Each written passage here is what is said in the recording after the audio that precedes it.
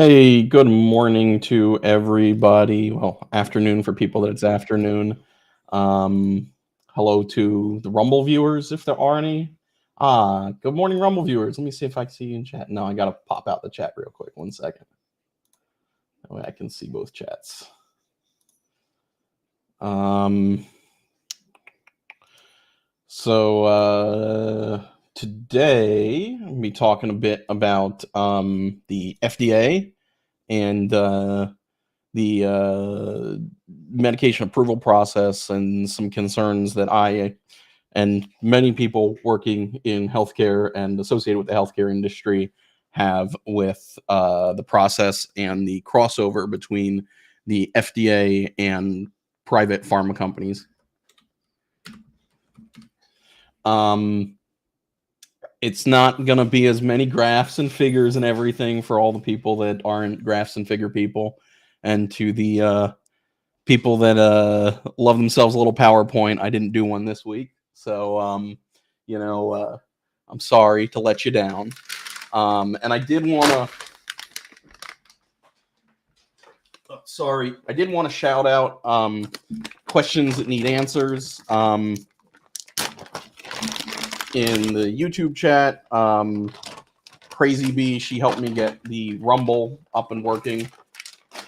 Baxter, you're gonna have to entertain yourself now. I'm busy, buddy. You take this and you keep yourself busy. Sure. I will drop a Rumble link real quick.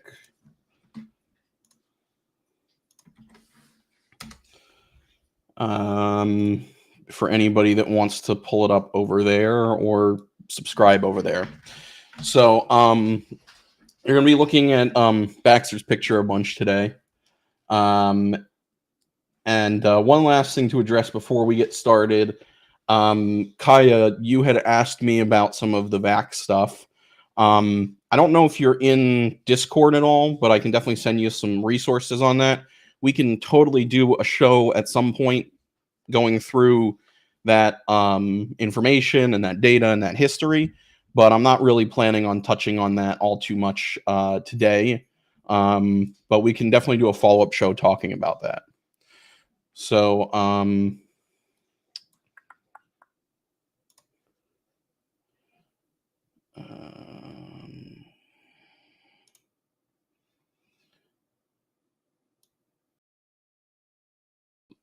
let me do my share screen real quick. And start here. So, we'll start by talking a little bit about the FDA funding model, and then we'll go from there and talk about the how the FDA kind of built up, what the approval process is, and then get into a couple of different videos that I have pulled up, talking about some of the concerns. And then we'll go through a couple of issues with the what I call the FDA to pharma pipeline. So the screen I'm showing here is a figure looking at the FDA funding over time. The FDA at this point is funded by a hybrid system.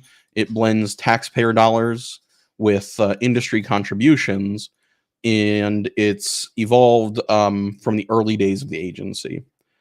Historically, the FDA was funded by congressional appropriations only. That's the budget authority in this picture that I'm showing.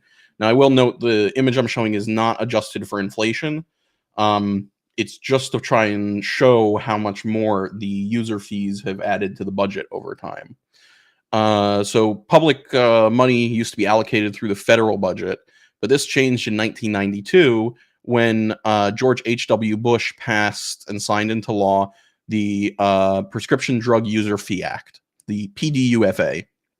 Now, this was in response to AIDS activists who wanted faster drug approvals due to the serious concerns about a AIDS epidemic at the time, and AIDS worsening.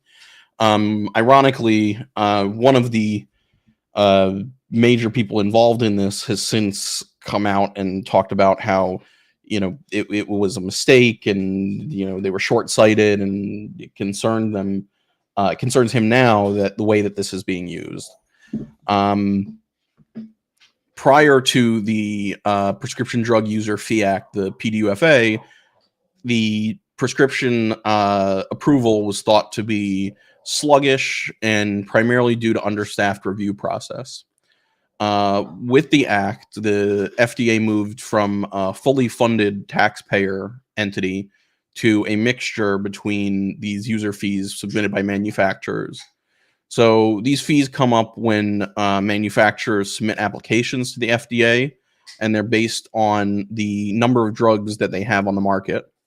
But it's a pretty complex formula that has waivers and refunds and exemptions. Like anything else involving the government, it's a spider web, to say the least.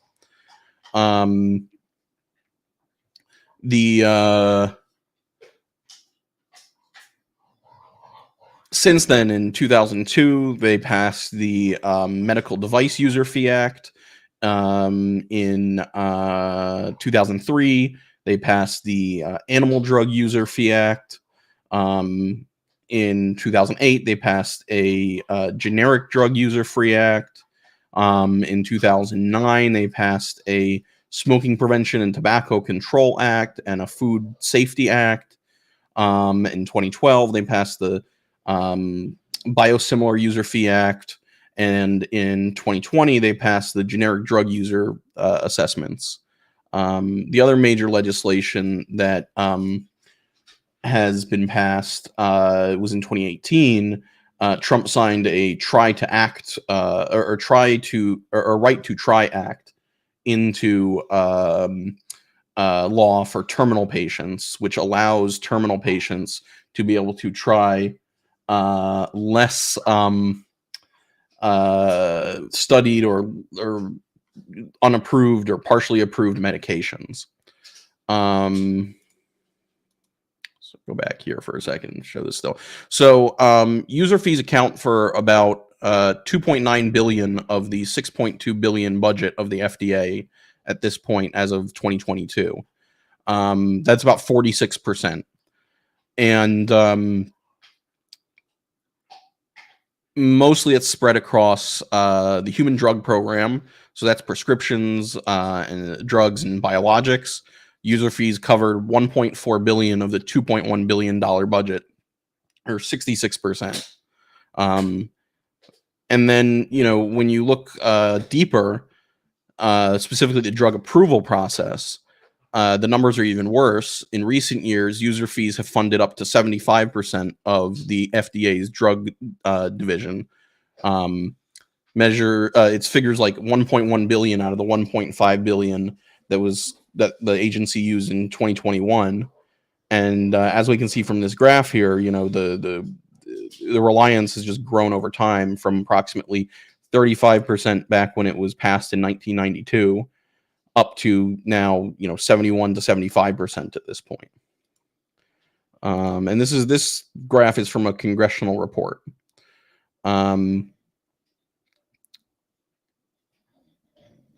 So, like I was saying, you ask what exactly are the user fees? Oh, damn it! All my pictures. Okay, you guys are gonna have to bear with me because I'll have to pull them up in a more time, like as I go. But all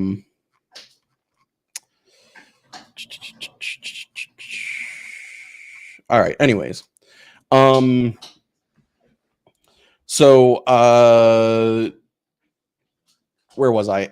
Yeah. So the application fee costs about $2.3 million in 2016 for a new drug application to be submitted with the clinical data.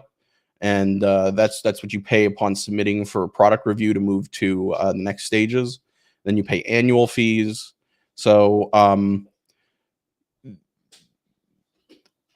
the companies are paying about 6,500 jobs, depending on these fees, in the FDA approval staff. And the FDA in exchange promises faster standard reviews. So the argument for the upside is that The review times have plummeted since the 1990s. We've gone from 61% of new drugs being cleared in 2018 as compared to about 40% in 2005.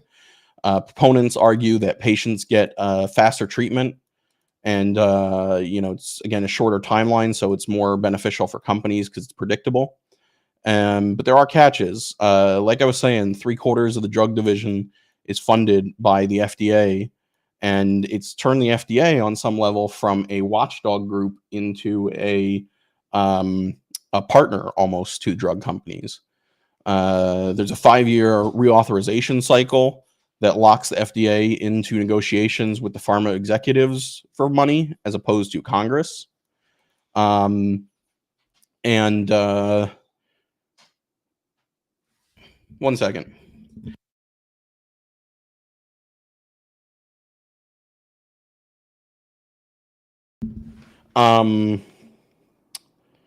Sorry. And the unspent fees, which have been up to like 300 million each year, show that they're taking in more money than they're actually using.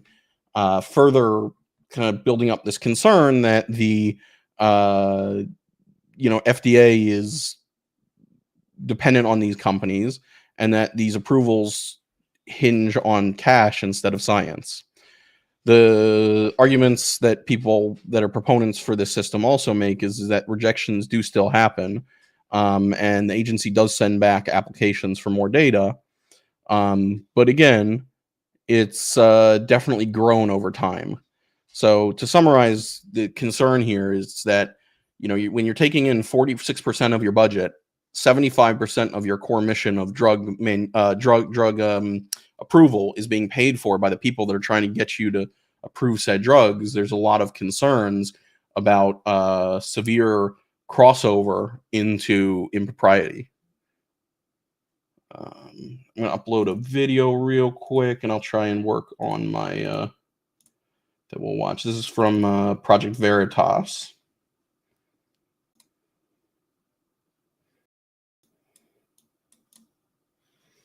Because they know they're dependent on the drug companies and the vaccine companies and these other companies for their agency to operate.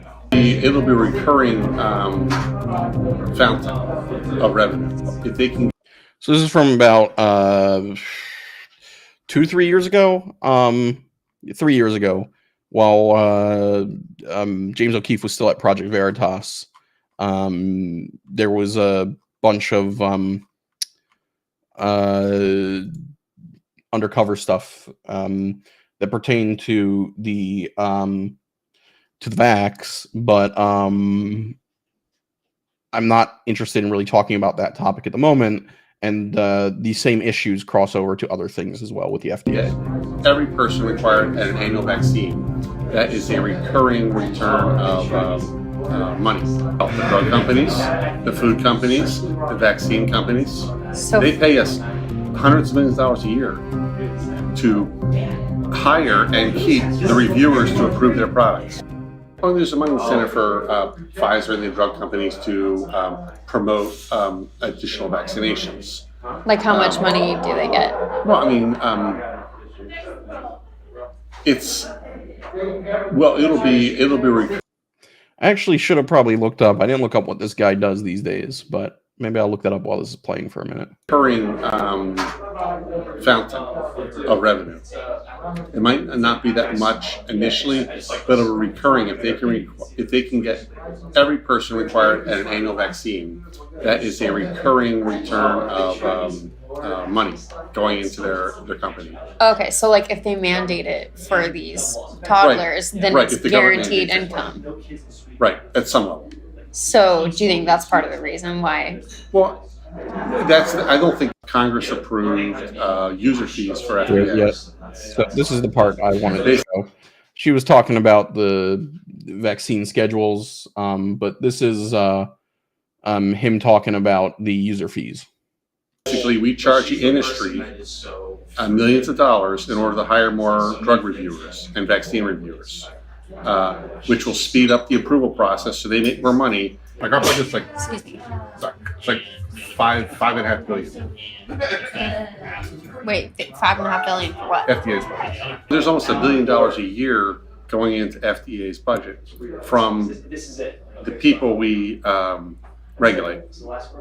What do you mean, the people? Right. Well, the drug companies, the food companies, the vaccine companies. So They pay us hundreds of millions of dollars a year to hire and keep the reviewers to approve their products. And there's not a direct correlation. I think sometimes the agency whitewashes the impact of the user fees. They tone down the impact of the user fees on their operations because they know they're dependent on the drug companies and the vaccine companies and these other companies for their agency to operate. On the overall impact on approvals, I don't think it has an impact on FDA operations. okay. On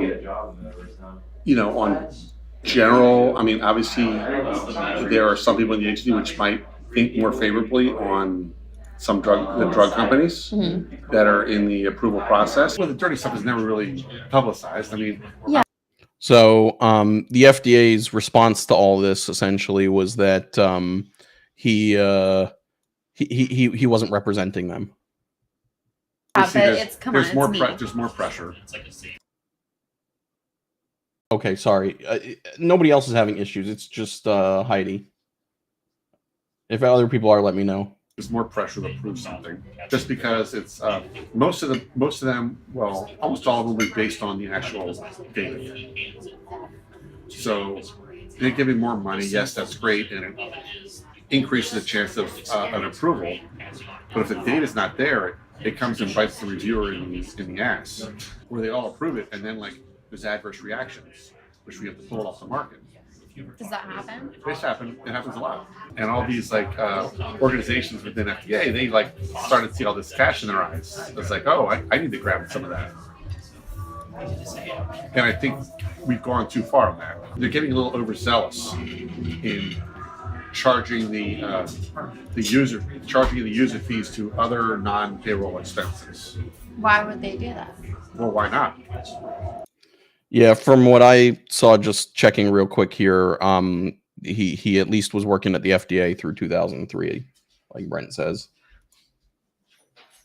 The money gets banked. It's not spent. It's a multi-year, and the money gets banked there, and you want to be able to spend it. Spend it on whatever you can, whether it's right or wrong. So then Congress approved it at a smaller level. They approved it mainly for payroll, but then also now it's supporting infrastructure and everything, just like this animal out there. I think it's probably excessive. But industry doesn't want to complain about it too much. But I think FDA is probably, I think they're using it to cover other expenses that don't necessarily tie in with the need of the user fees. I don't think there's enough people saying there, look, that's fine, but that's not right, so we're not going to charge that. You don't want to be that person. You're not going to have a long shelf life in the agency if you're always that person. Always that person that's kind of over... Like criticizing or suggesting that maybe we shouldn't be doing this. So... Yeah, I agree. I did find some interviews that we could look at where some providers were saying that the other portion of this that I'll talk about, which is the accelerated approval process, which is dependent on user fees, has helped in certain areas like in cancer treatment, but it definitely concerns me, this high crossover between our public institutions and private corporations. If you speak out about it, if you see them, you're marked. What do you mean you're marked? You're not going to get to certain levels in government. There's not an incentive to speak out in government, surprisingly. You would think there would be, but there's not. It's better just to not say anything and just ignore it. the whistleblower, while it's high profile, the whistleblower statutes and everything, that's kind of ridiculous. There's no protection for someone who speaks up. Isn't there supposed to be? There is supposed to be, but like there's easy ways to get around that. How do you get around it? Well, you'd be marked from getting other jobs because another office is not going to want to hire you if you've spoken out about something, right or wrong. They don't look at what you've spoken out about. They're just not willing to. Government's about rocking the boat, and they don't want to. Which is the problem I have with one of the problems I have with government is like they don't like people rocking the boat for right or wrong at all costs. They want to hire a safe person that can do the job, but doesn't necessarily is a great hire. And this is something that's really hard to prove. For example, there was a story I was reading about where a guy named Sheldon Silver, who was the Speaker of the New York State Assembly from 1994 to 2015, was convicted of corruption charges. Essentially, while he was working in public office, he was working part-time in public office because it wasn't a full-time job. He was also working as a lawyer in a personal injury law firm in New York City. And he received about $3 million over $3 million in referral fees during the time when he was working for the state. And many of his referrals involved cancer patients who had been exposed to asbestos, being directed to his law firm from a physician named Robert Taub, who was director of the Mesothelioma Research Cancer Center at Columbia University. And during this federal investigation, it was found that Silver, as the Speaker, used discretionary control of state health funds to direct $500,000 towards Taub's research. And prosecutors alleged that Silver directed public money to Taub so that Taub would send patients to his law firm, and create this sort of cycle of money flow through public to private to private to public. So the type of person that will turn a blind eye if they see anything. That's who they would hire, from what I've heard. And no one's going to hire that person. You're stunned. It's better just to stay quiet and accept it.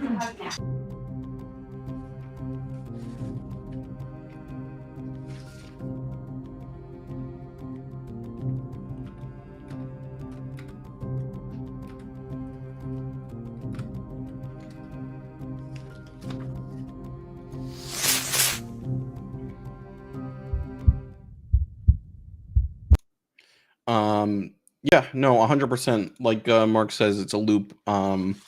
Fact, I can even pull up the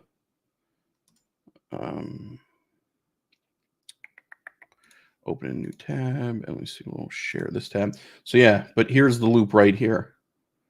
You have a congressperson lawmaker who's sending money to a doctor who's directing patients to the law firm that he works at. And this gets compounded even further when you have consulting fees. Whoops, I hit that too quick. When you have the whole consulting side of it added into that as well, where, for example, where you have prescribers being given money to go talk at different programs and working for patient advocacy groups and things like that. So an example of this quid pro quo was the National Comprehensive Cancer Network, which puts out a list of drugs that the Centers for Medicare and Medicaid are required to pay for by law. Well, at the same time, over 80% of the authors of this list receive direct personal payments from drug companies. Nearly 50% receive research funding from the pharmaceutical industry. And many of them work as academics, also receiving funding from patient advocacy groups, which then get paid by pharmaceutical funding also. and it's estimated that that's between 30 to 70% of academics are taking money in these situations. In a nationwide survey of performed in 2007, 94% of surveyed physicians said that they had direct ties of some kind to the pharmaceutical industry. And it's concerning because these financial agreements, like we've pointed out, question the violation of fiduciary responsibility to patients. And often what you see is people prescribing brand name drugs instead of generic alternatives. And one of the realities is that it's not even just being given actual money, but it's providers being flown out and having meals paid for and trips paid for. There are many providers that I know that, they don't take vacations. They go to conferences where they're paid to speak. They're paid for for an hour on, thousands of dollars to speak for like an hour at a conference. And then they are paid to, fly out, and their trip is covered and their spouse is covered. And so they're getting vacations essentially paid for. Another example of the closed loop that we're looking at here is clinicians with direct ties to drug manufacturers are more likely to recommend treatment with medications for things like type 2 diabetes from those same manufacturers. They're less likely to focus on, the lifestyle and physical changes and things like that. Oh, don't tell Gigi now that she got here. We can't tell anyone who's sponsoring this talk real quick. Everybody keep it to yourselves. I'm not getting any pharma kickbacks. Shh. But yeah, so, the physicians, they argue that their decision is based on making the best recommendations based on the best evidence. But it's hard to know if that's actually true, because there's significant evidence that shows that doctors that have financial ties to these diabetes makers were less likely to be concerned about safety issues and things like that. The other side of this is, students that are coming up get a lot of support from drug companies and pharma manufacturers and things like that. There's a systemic review that found that 40 to 100% of medical students have interactions with the pharmaceutical industries while students. And there were 8 studies within the review that showed that frequent contact led to a more positive perception of the industry. Things like students getting lunches and educational materials and things like that. In the case of the oncologists on the guideline committee we were talking about a minute ago that put the Medicare list out, over 80% of them receive financial payments from drug makers. 70% of the speakers at oncology national meetings in 2015 have financial ties to drug makers. And other surveys suggested that between 30 and 60% of the guideline authors receive payments either for research or personal payments from the pharmaceutical industry. They saw the same thing in Italy. It's not just a U.S. issue. Of the 154 Italian medical societies, 65% received private sponsorships for conferences, 29% had manufacturers' logos on their websites, and 36% had industry-sponsored satellite symposia at their conferences. This happens in psychiatry, too. 69% of the task force that authored the DSM-5 in 2017 reported having ties to the pharmaceutical industry. And like I was saying, we'll get to this in a bit, but there's also this issue with desperate people being taken advantage of, or at least questionably being taken advantage of. But people seem to be okay with it. So there was a survey that was done of American cancer patients. 82% of them said that they would have enrolled in a trial even if the drug company had paid researchers for speaking. 75% of said that they would enroll in a trial even if the company's payments to researchers had been for consulting. 70% even if the researchers had received royalty payments from the companies, and 76% even if the researchers had owned stock in the companies. I mean, the reality is you're talking about desperate people that will take whatever opportunity is. These schools, the medical schools, have massive endowments that are partially funded by pharma and drug companies and things like that.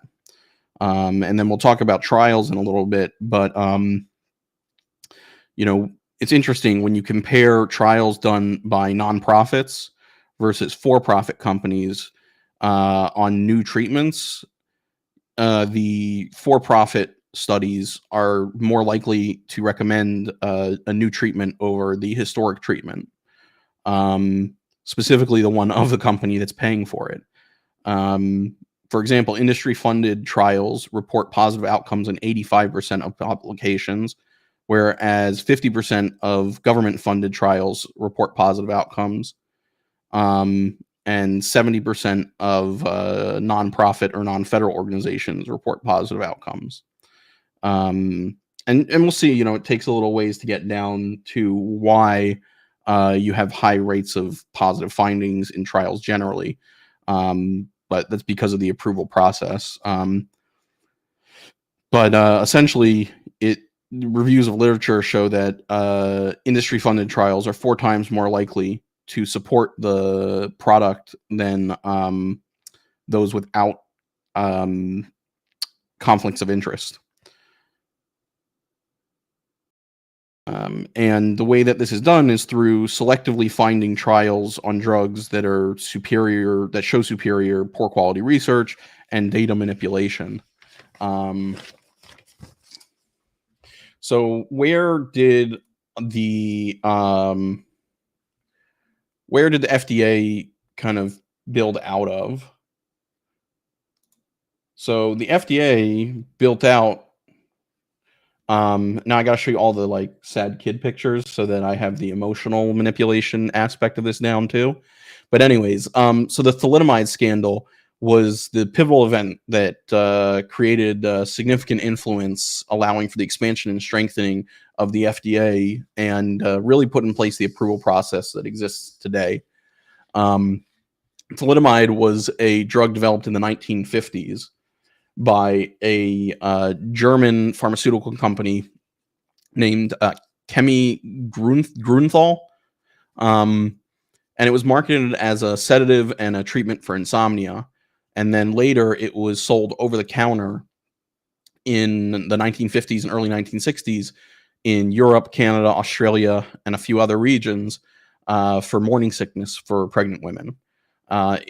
It didn't get approved at the time in the US because under the FDA, they were trying to get it approved under a brand name of Kivadon, and a pharmacologist and FDA reviewer named Frances Oldman Kelsey wasn't happy with the application and the studies backing it up because she was skeptical of the limited data provided by the manufacturer, the William S. Merrill Company. She repeatedly asked for more evidence, specifically regarding the drug's effect on pregnant women and fetuses. Because of her persistence, the approval process delayed, and only a small amount of the medication was given to doctors and used under investigational use loophole that existed at the time. By late 1961, the link between thalidomide and birth defects was undeniable. Due to reports out of Europe, you would see things like this child that we see a picture of here, where you're getting abnormalities in the limbs. That's the most obvious, but also in the eyes, the ears, the heart, the genitals, the kidneys, the digestive tract. It was causing all kinds of problems.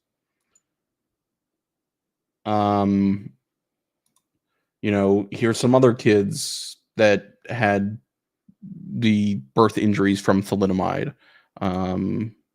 Here's some news articles from the time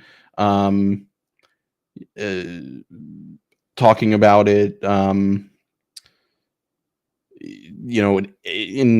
New Zealand, it took them 8 months to tell people that this was a problem, and it created a panic. And again, it led to serious birth defects. These this kid here got like a little thalidomide arm.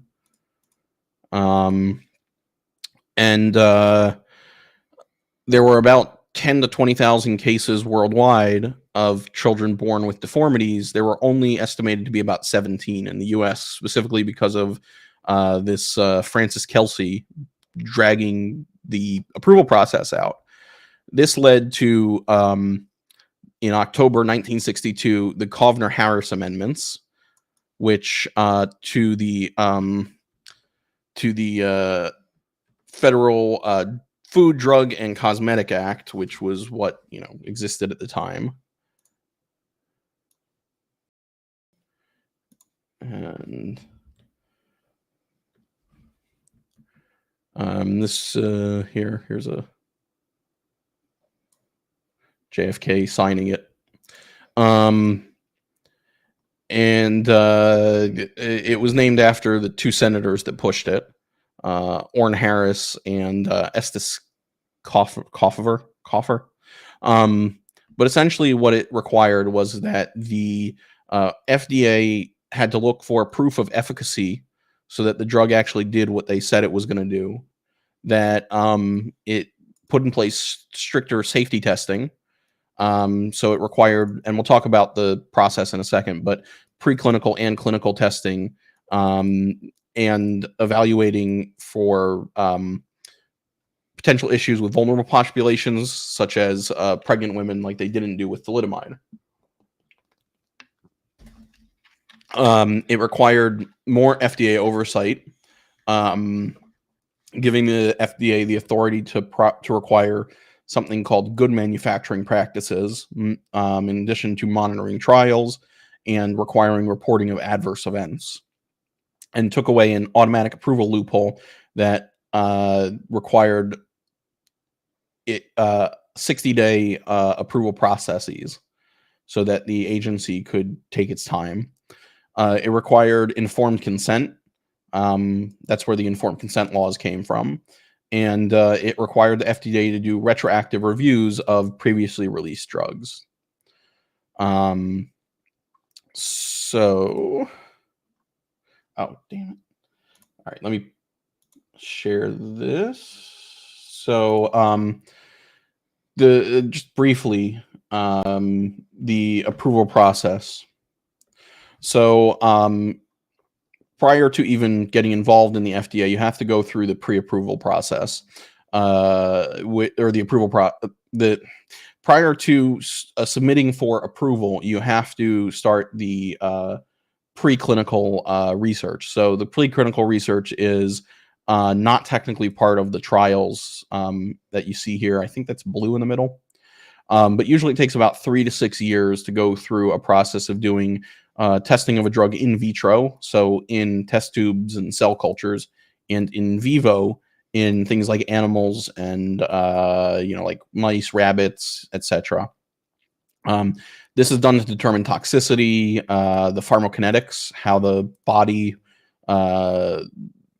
handles a drug, how it's excreted, things like that, and the actual efficacy, how well the drug works in pre-testing, essentially.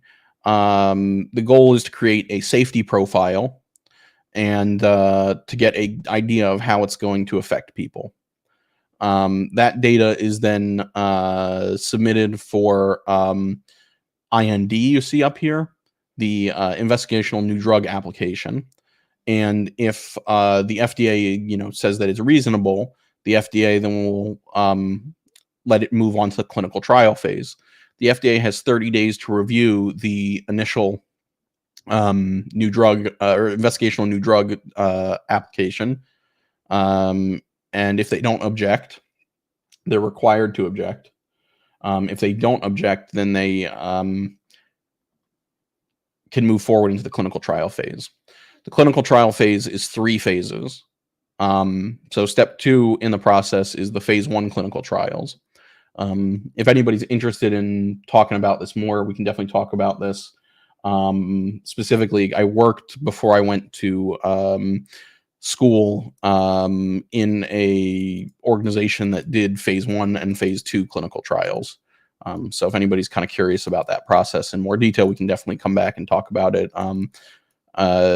We'll talk, I can look at chat questions and whatnot, or talk on panel about it after. But the phase 1 clinical trials is essentially a safety trial in a small group of people, between 20 and 100 volunteers who are generally paid, over a few months. The focus is to see how the drug is absorbed by the body, how it's metabolized, broken down, and how it's excreted, removed from the body.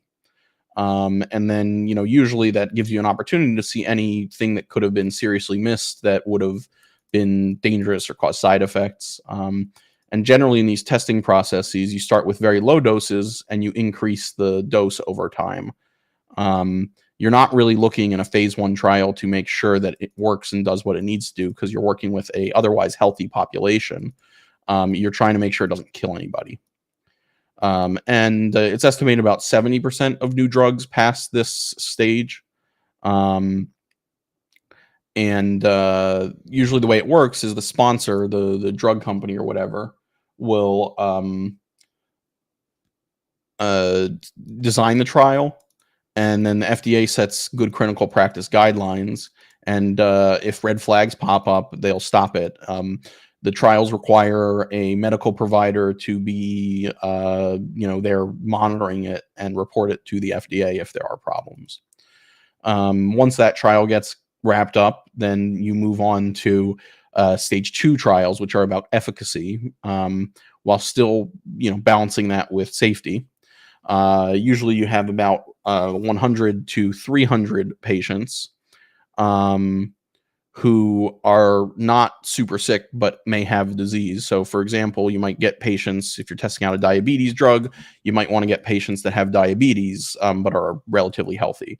If you're testing out a cancer drug, you want to get people that are relatively healthy but have some sort of cancer. These generally last about a few months to a few years, and they're basically testing against a placebo or some standardized treatment to see if you get better outcomes. These are randomized, controlled design studies to reduce bias. And then at the end, the FDA meets with the sponsor of the trial, called an end of phase 2 meeting, and determine, after reviewing data, what the plan is for phase 3 testing and what should happen next. About 33% of drugs that get into phase 2 clinical trials pass phase 2. Most flop because of either unexpected risks or not showing efficacy, meaning they don't actually end up doing what the lab testing suggested that they would do for these people. Then we get to stage 4, which is the phase 3 trials down here, where you increase the population of people that you're testing on, and you increase it to somewhere in the range of 300 to 3,000 patients, sometimes more. And generally you want to do it in multiple sites, and you want to do it globally, and it takes about 1 to 4 years. And again, these are randomized, double-blinded studies, so neither the patient or the doctor knows who's getting the drug or the placebo, or who's getting the drug versus the standardized medication or treatment. And it compares how the drug works to existing treatments or nothing at all. And the goal is to confirm that the drug does what it's supposed to do, continue to monitor for longer-term side effects, and gather information for labeling on how the medication works in specific groups. The endpoints that usually you're testing for in phase 3 clinical trials are things like survival rates or symptom scores, but they have to be set pre-trial.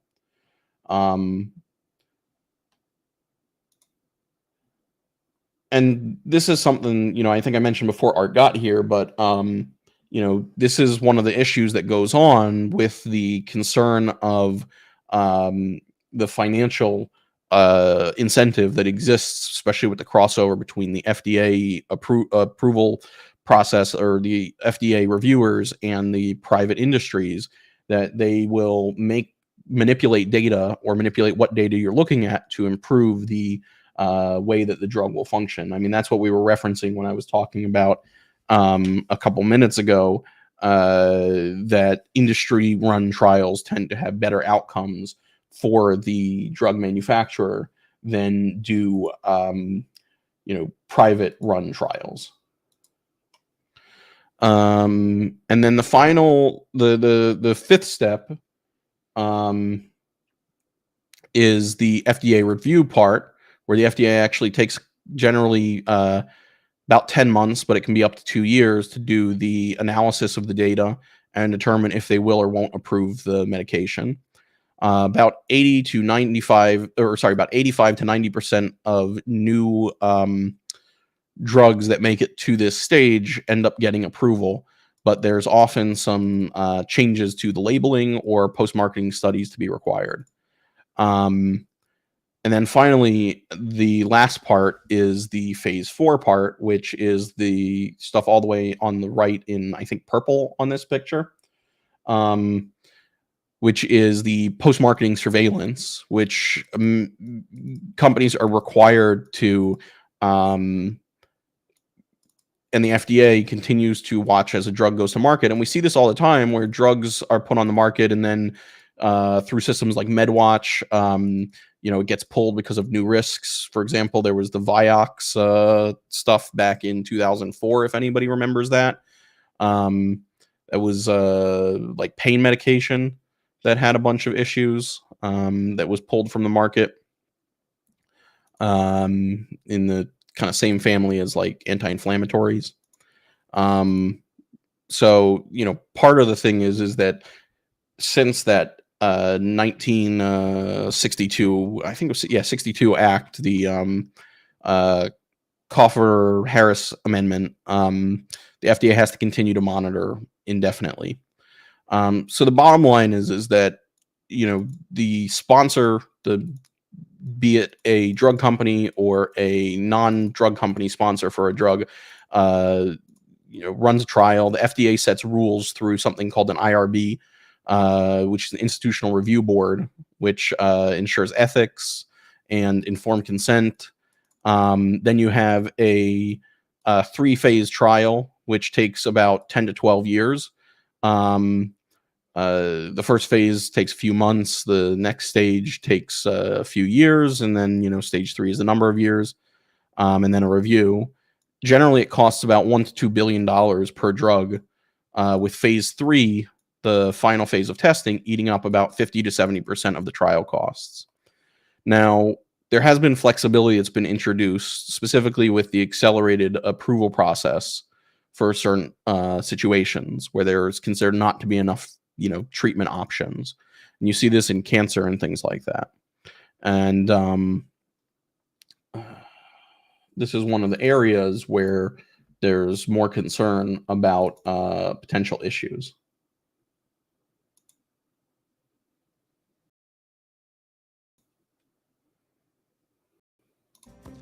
Americans rely on the Food and Drug Administration to make... Now, this is about a medical device, not a medication, but same story. Make sure that medical devices are safe. Now, reporting by KFF Health News raises questions about how the agency has dealt with some products, including one that treats a heart condition. Ali Rogan has more. The device is called MitraClip, and its goal is to fix leaky heart valves, often in patients too sick for surgery. It's implanted by snaking a small clip into the heart through a major vein. Now, a new investigation by KFF Health News looks into questions surrounding the device's development, promotion, and use since it was approved by the FDA back in 2013. David Hilsenrath is the senior Washington correspondent for KFF and was the lead author of this story. David, thank you so much for being here. What type of patient was this device developed for, and why was it such a game changer? MitraClip is used to treat patients with a condition called mitral regurgitation, or MR, in which blood flows backward through the heart's mitral valve. MR can lead to heart failure and death. I see a lot of this kind of stuff as people, are unhealthy, heart issues, a bunch of different stuff can lead to it. I've seen estimates, Ali, that millions of people in the United States experience MR, including 10% of people over 75. The MitraClip system includes a tiny clip that is implanted in the mitral valve to fasten the 2 flaps of the mitral valve together and enable them to achieve a tighter seal. And what was then the reality of what you found about how what this product says it does matches up with the reality? For many patients, it may be a game changer. We found that the story of MitraClip is, in many ways, a cautionary tale, however, about the science, the business, and the regulation of medical devices. We found that since the FDA approved MitraClip in 2013, MitraClip has been named in thousands of reports to the FDA about malfunctions or cases in which it might have caused or contributed to a patient's injury or death. We found 17,000 reports, of which more than 1,100 involved deaths. There has long been debate about research surrounding MitraClip. Before the FDA approved the device in 2013, it issued a paper criticizing data marshaled in support of MitraClip. And one outside advisor to the agency compared that data. Yeah, I mean, look, the bottom line is forget all of this pharma stuff and whatnot.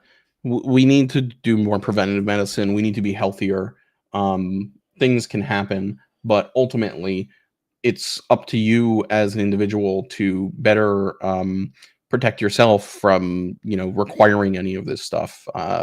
We as consumers and individuals need to not be reliant on the essentially pay for acute treatment and keeping you healthy when you have made yourself sick. This is one of the things. Look, I don't agree with RFK on a lot of the stuff that he said historically, RFK Jr., but what I do agree with him a lot on is the food, the exercise, and the values that we are pushing from a health standpoint as a society.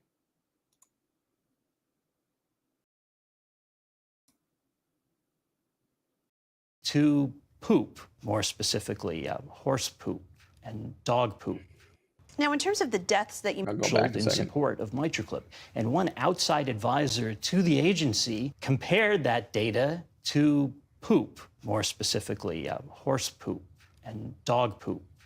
Now, in terms of the deaths that you mentioned, certainly the people associated with MitraClip would point out that this was not a physically well population to begin with, so some deaths are to be expected. But So like I was saying, this is one of the issues, is that with the studies, you're using as healthy a population as possible. Even the people with diseases, you're using the healthiest population, the best providers. You're putting them in the best situation with these implants and stuff. You're having the best surgeons do it, and then it goes out into the real world, and who knows what happens. The issue here that the claims are that these devices actually cause the deaths. A lot of stuff is manufactured in China, like Gutter said. I mean, most of it. I don't look. I think there can be nefarious actions taken by these companies, and I think that there can be nefarious things that happen. I don't agree with Gutter that everything is bad and they're slipping things into everything. There's not data to suggest that, but I do think that it would be a good thing for us to not be reliant on a nation that is not putting our best interests in the forefront to produce any of this. A lot of times, though, it's not necessarily that even the medication is made there. The medication might be made here, but the precursors for said medication are produced elsewhere. The reports that I described do not prove causality. It's one of the flaws in the FDA's post-market surveillance system that these reports are not definitive. The FDA relies largely on reports submitted by the manufacturers themselves, such as, in this case, Abbott. And as you mentioned, Abbott denies wrongdoing. They say in part that, quote, it is a safe and effective treatment option with a strong foundation of clinical evidence for more than 20 clinical trials. I do want to ask you, though, about the clinical trial aspect of this. It does seem like a catch-22 that the very companies that So yeah, she's going to ask the question that's on everybody's mind. That are charged with proving to the FDA that their products are safe and effective largely bankroll a lot of these clinical trials because they're extremely expensive and they're the only ones that can do so. Is that an inherent conflict of interest in just how the system is run in the United States? It's built into the system. What you described, Ali, is absolutely true. The FDA relies primarily on clinical trials conducted by the very companies that manufacture these products. Much of the research that Abbott alluded to in that statement was funded by Abbott. Many of the doctors involved themselves had financial relationships with Abbott. And the research is not always clear-cut. It can be debated. This investigation also, though, reveals the amount of uncertainty that is allowed for in the FDA approval process. Is that also something that is pretty standard when FDA approval is sought? Well, at times, and we've seen this with other products, the FDA has approved medical products over the objections of its own staff professionals. In the case of MitraClip, the FDA initially argued that the clinical research and other data. I'll back up the video just to drop so we can hear it all. But to what Dee was saying here, I mean, one of the things that I've seen specifically, and I'm not to speak to whatever Dee has going on, not our business, but the hot thing in the early 2000s for weight loss was to put gastric sleeves in, and then they found that over time that was eroding the esophagus, and then they started taking them all out. And so I've personally watched a number of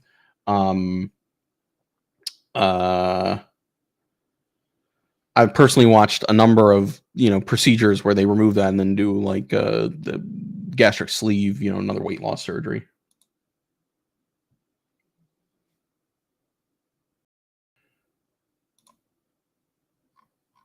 Yeah, well, I mean, the vast majority of our antibiotics don't work anymore because we've overused them. So it doesn't matter who's making them. No, but it's true. We do way overuse antibiotics. I mean, especially having worked in medicine, being a prescriber, I see this all the time where everybody gets a runny nose, a sore throat, and a cough and thinks that they need an antibiotic, even though the vast majority of the time it's a virus.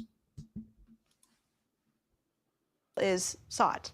Well, at times, and we've seen this with other products, the FDA has approved medical products over the objections of its own staff professionals. In the case of MitraClip, the FDA initially argued that the clinical research and other data the manufacturer had produced to argue for approval was fundamentally flawed. To cite just one example, the allegation was that the MitraClip patients in that testing were treated by surgeons who were highly experienced, while those in the control group were treated by doctors who performed surgery much less frequently. In that testing, MitraClip was compared to surgery. And the FDA convened this committee of outside advisors. The committee was quite split on what to recommend to the FDA. The committee voted against the proposition that the device was proven effective. However, it voted that the benefits outweighed the risks. Ultimately, the FDA approved it for a somewhat narrower universe of patients than originally proposed. I should note that the FDA has a statement that says that the agency believes that the overall benefits of this device continue to outweigh the risks in these patients and that Abbott's recall strategy was appropriate and adequate. Much left to discuss, but we have to leave it there. David Hilsenrath with KFF, thank you so much for coming in. Thank you, Ali. Great to be here. I agree, Nee.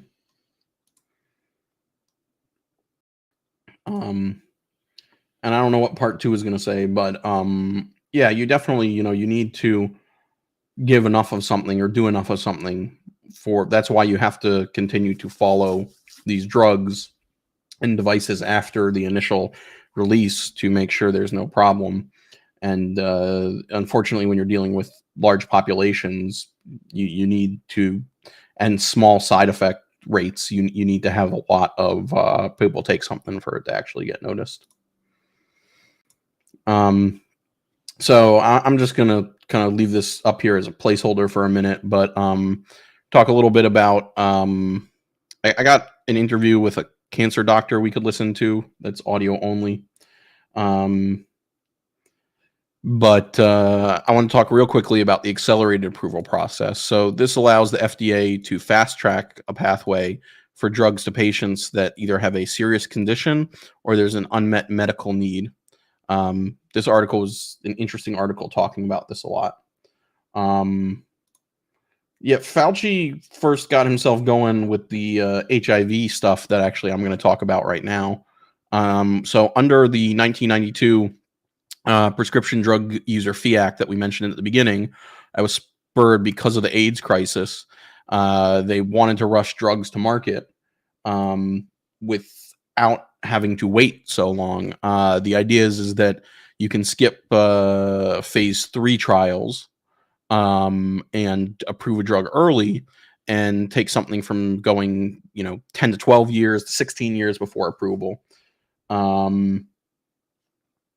to it being approved in sometimes like 3 to 5 years.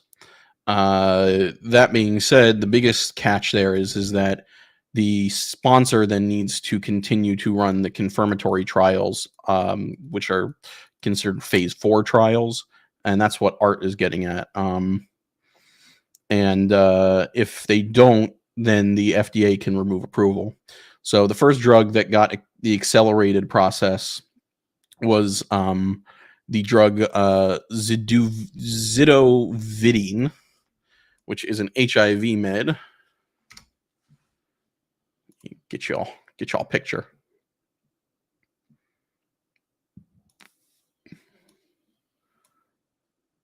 So that's the labeling of the drug, but because of the high HIV issues, this came out and got approved in 1987 and lowered the time on the process for approval.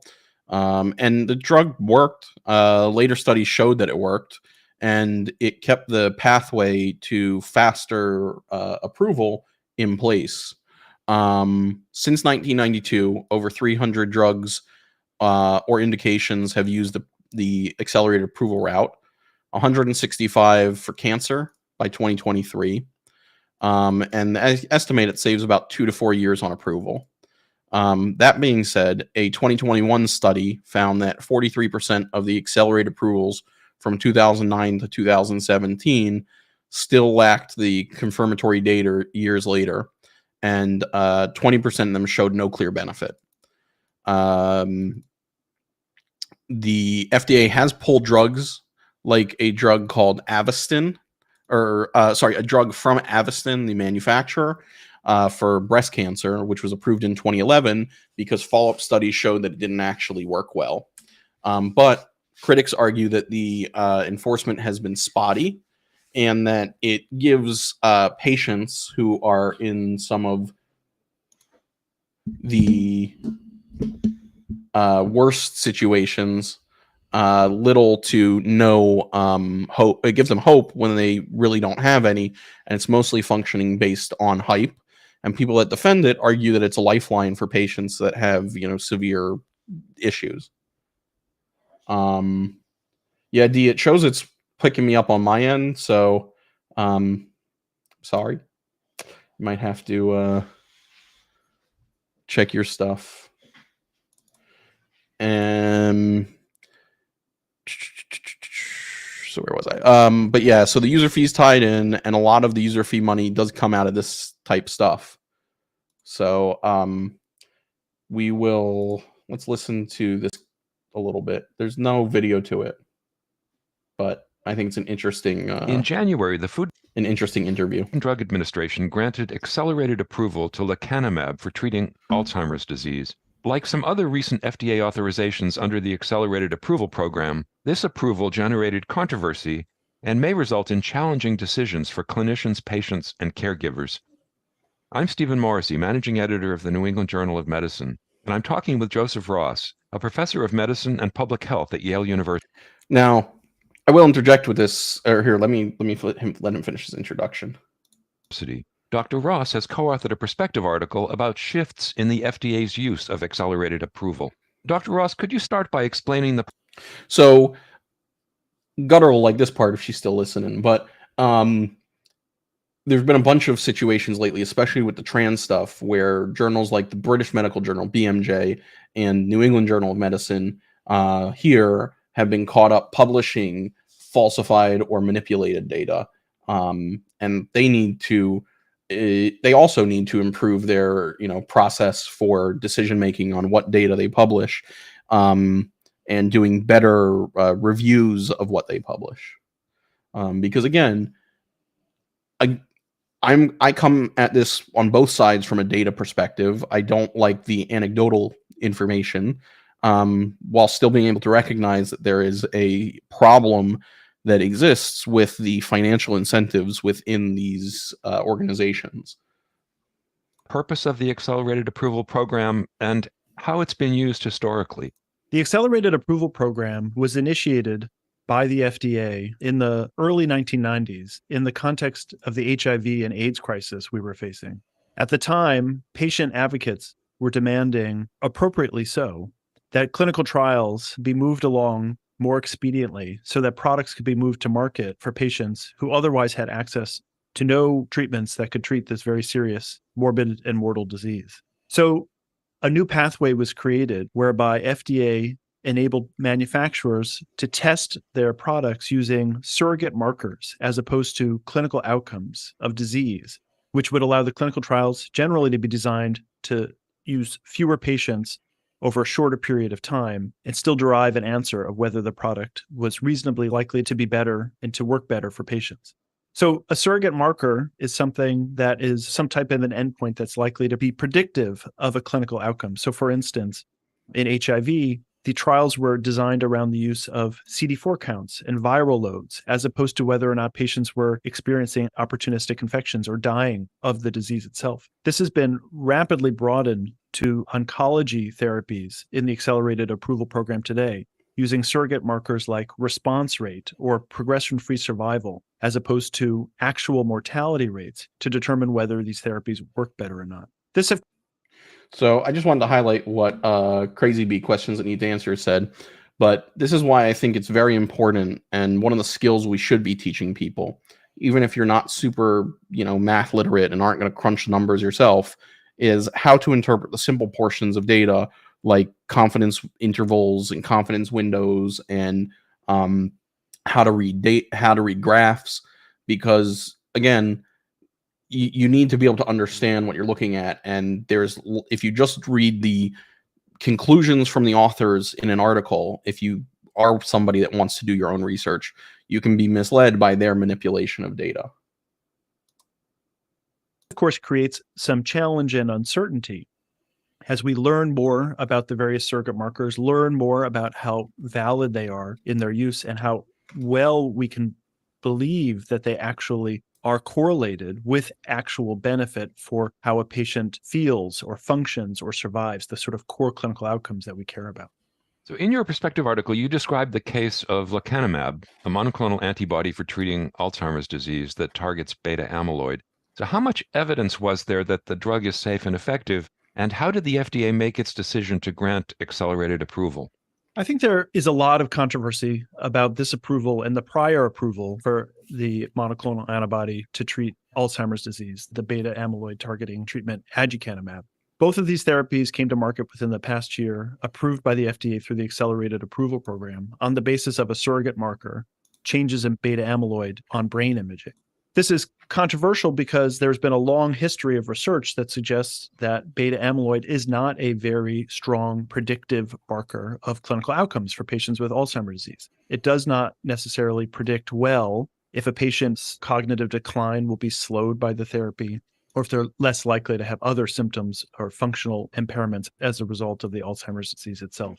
This is, of course, a disease of terrible morbidity. There are many, many patients in the United States and around the world who are suffering with Alzheimer's disease, and it affects not only the patients, but their families. So there's a clear need for effective therapies. When the first therapy came before the FDA about of summer 2021, that was aducanumab, they were very clear when discussing it with an advisory committee that they would not use the accelerated approval pathway.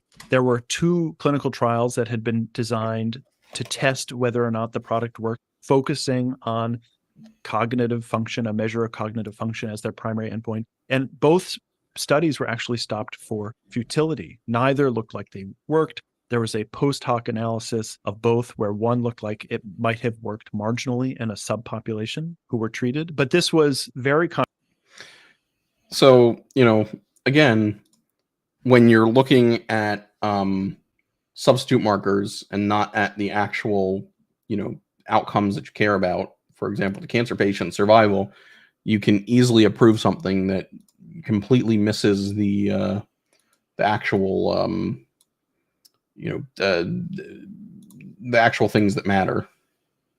controversial. And instead, the FDA brought the product through the accelerated approval pathway based on the surrogate marker of beta amyloid reduction. That, of course, set the precedent for the subsequent approval of lecanemab, which was just recently approved in January.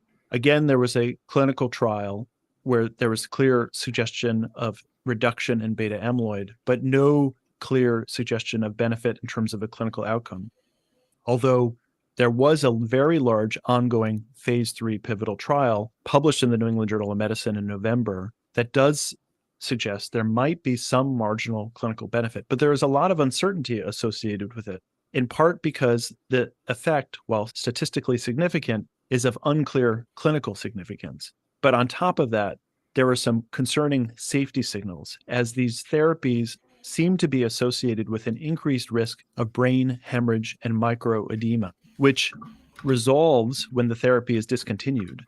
But in the context of a clinical trial where people were being monitored monthly with brain imaging to ensure that any early signs of this edema and microhemorrhage were identified so that people could be stopped on therapy, there's a lot of concerns about whether this would happen in the real world and whether thus patients might suffer more severely on treatment. You say So, one of the things he was touching on there was the clinical significance of things. This is something that I've talked about a lot with respect to the virus a few years back. But even still through today, there's a lot of people that are, insistent on constantly testing people for, what virus they have, if they're sick. But realistically, in my mind, it only matters if you, need to treat in some way. Otherwise, it's kind of irrelevant, because there's not clinical significance. If, you just have a runny nose and a sore throat and 3 days later you're feeling much better, it's kind of irrelevant. But if you, are needing to be hospitalized and treated, it's a different story. in your article that more aggressive adoption of the accelerated approval pathway could result in complicated decisions for clinicians, patients, and caregivers. But why is that the case? Well, the accelerated approval pathway allows products to come to market with more uncertainty. The trials are smaller and they're focused on endpoints that are not definitive in terms of whether patients will benefit from the products. And it does require the sponsors or the manufacturers of the drug to complete trials after approval to, quote unquote, verify benefit. This trade-off of uncertainty was always considered acceptable in the context of oncology, which is why it's been used so frequently. I think more than 80% of the products that have been approved through the accelerated approval program were oncology or other hematologic malignancy products. And when someone's faced with cancer and a likely death, maybe this sort of trade-off feels very okay on a societal level and within the context of clinical care for patients. But what we've learned over time is that these post-marketing requirements, the trials that are required as a condition of approval in order to verify benefit, they were slow to get done. And even when they were getting done, they were not always focused on clinical outcomes. They were essentially verifying benefit by reconfirming that the drug improved the surrogate marker. This uncertainty raises also. So, again, if you're showing that you have a drop in a tumor marker, but you're not actually surviving any longer, is it really that relevant? Is it really actually helping people? Especially when the cost of a lot of these drugs is so much higher than normal drug costs. Sorts of questions for patients. Do you, as a patient or as a family member, want to undergo the treatment, which is often associated with a substantial burden, both in terms of traveling back and forth to clinic, the costs of the therapy itself, the potential harm or safety problems that may be related to it, when you don't know if there's going to be a benefit. We know, for instance, that the most common cause of bankruptcy in the United States is medical bankruptcy, and the most common kind of medical bankruptcy is related to cancer care. And if you were to tell a patient, listen, we have this new therapy, we're not certain whether it works, it's been suggestive that there's benefit, but we also know that there's this potential harm, that's a very different message than we have this therapy and it works and you should try it. And this is the sort of challenge that clinicians, patients, their caregivers are faced with when trying to make a decision about whether to use one of these accelerated approval therapies. And what I worry about, my co-authors and I worry about, and the reason we wrote this piece is, as more and more therapies are being brought to market through this accelerated approval pathway, both for rare diseases and now for these Alzheimer's disease drugs, and we've seen signs that the agency wants to use this pathway more aggressively, is that it requires more and more patients to try to understand, well, this product was approved on the basis of an endpoint that suggests it's reasonably likely to benefit me, but is this benefit, this reasonable likelihood of benefit, sufficient given all the other challenges, harms, costs associated with the treatment? And that, of course, creates the need to have more time for discussion with the physicians. It's not as straightforward of a discussion about whether or not to use a therapy. And again, providers, not as much in the fields of like oncology, but in many fields have limited opportunity and time to talk to patients. In my opinion, many are limited in their ability to actually provide information to patients. And, like we were talking about earlier, if you are so heavily connected to a pharmaceutical company that you're, using their wording and their research, you can definitely be providing a false view of what the potential outcomes or risks are, because simple wording, like he's talking about here, of this is a surrogate marker that can, show it might help you, but we don't know for sure, is very different than there's a shot that this drug may help you. The recent Food and Drug Omnibus Reform Act included some modifications to the accelerated approval pathway. What effect do you expect those changes to have? I applaud that Congress passed the Food and Drug Omnibus Reform Act. I think there are a number of fixes and improvements that will strengthen the accelerated approval pathway. I think the number one fix included within the legislation is it gives the agency the power to request that confirmatory trials are initiated before a company receives accelerated approval.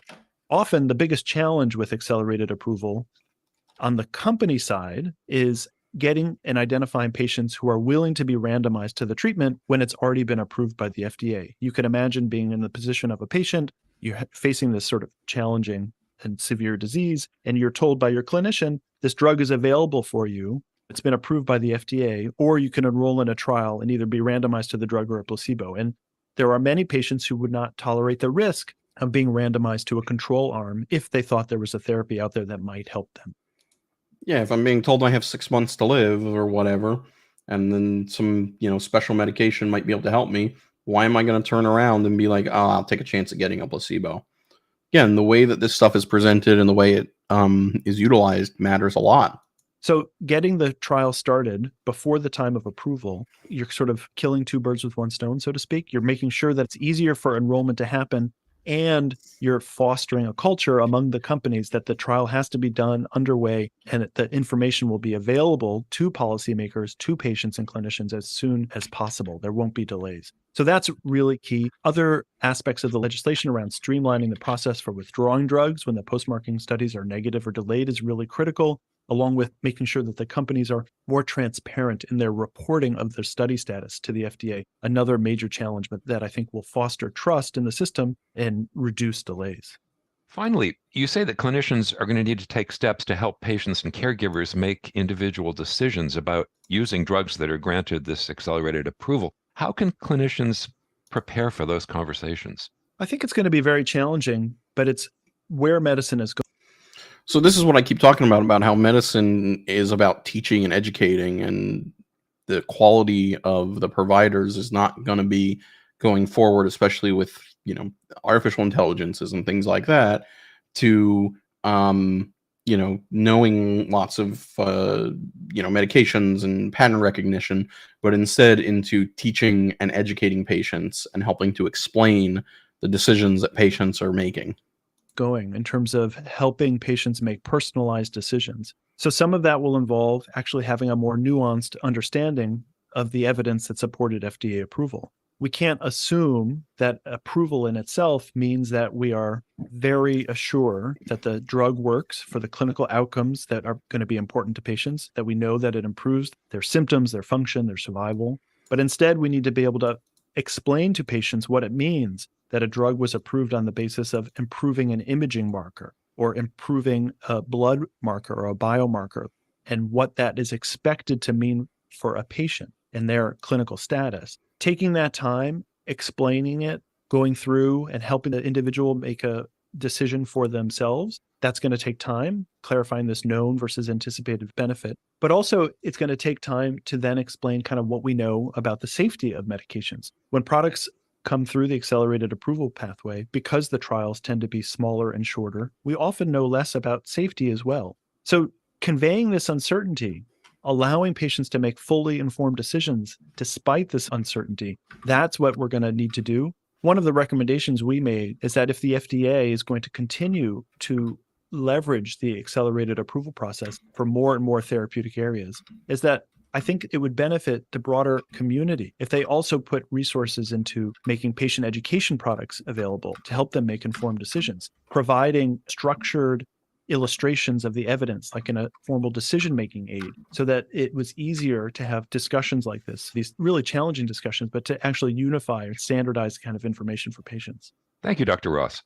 In January, okay, so but yeah, so I think that summarizes things well. Just a couple of quotes real quick from this ProPublica article I have pulled up, and then we'll move on to the last bit of what I wanted to talk about. But in this article, they quote a guy named Greg Gonzalez, who was a member of the HIV advocacy group ACT UP that tried to take over the FDA headquarters in Rockville, Maryland in 1988, which people point to as one of the reasons that the FDA ultimately got accelerated approvals. And he's now an assistant professor of epidemiology at Yale School of Public Health. And he said he fears that the HIV activists opened a Pandora's box that the industry and anti-regulation think tanks pounced on. He says, "We were desperate. We naively had the idea that there were hundreds of drugs behind a velvet curtain at the FDA being held back from us.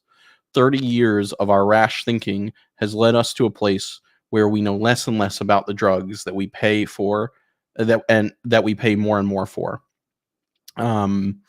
Another quote from this article from a formal FDA medical team leader, guy named Dr. Thomas Marcianic, says, similar to the guy in that Project Veritas video, that you don't survive as a senior official at the FDA unless you're pro-industry.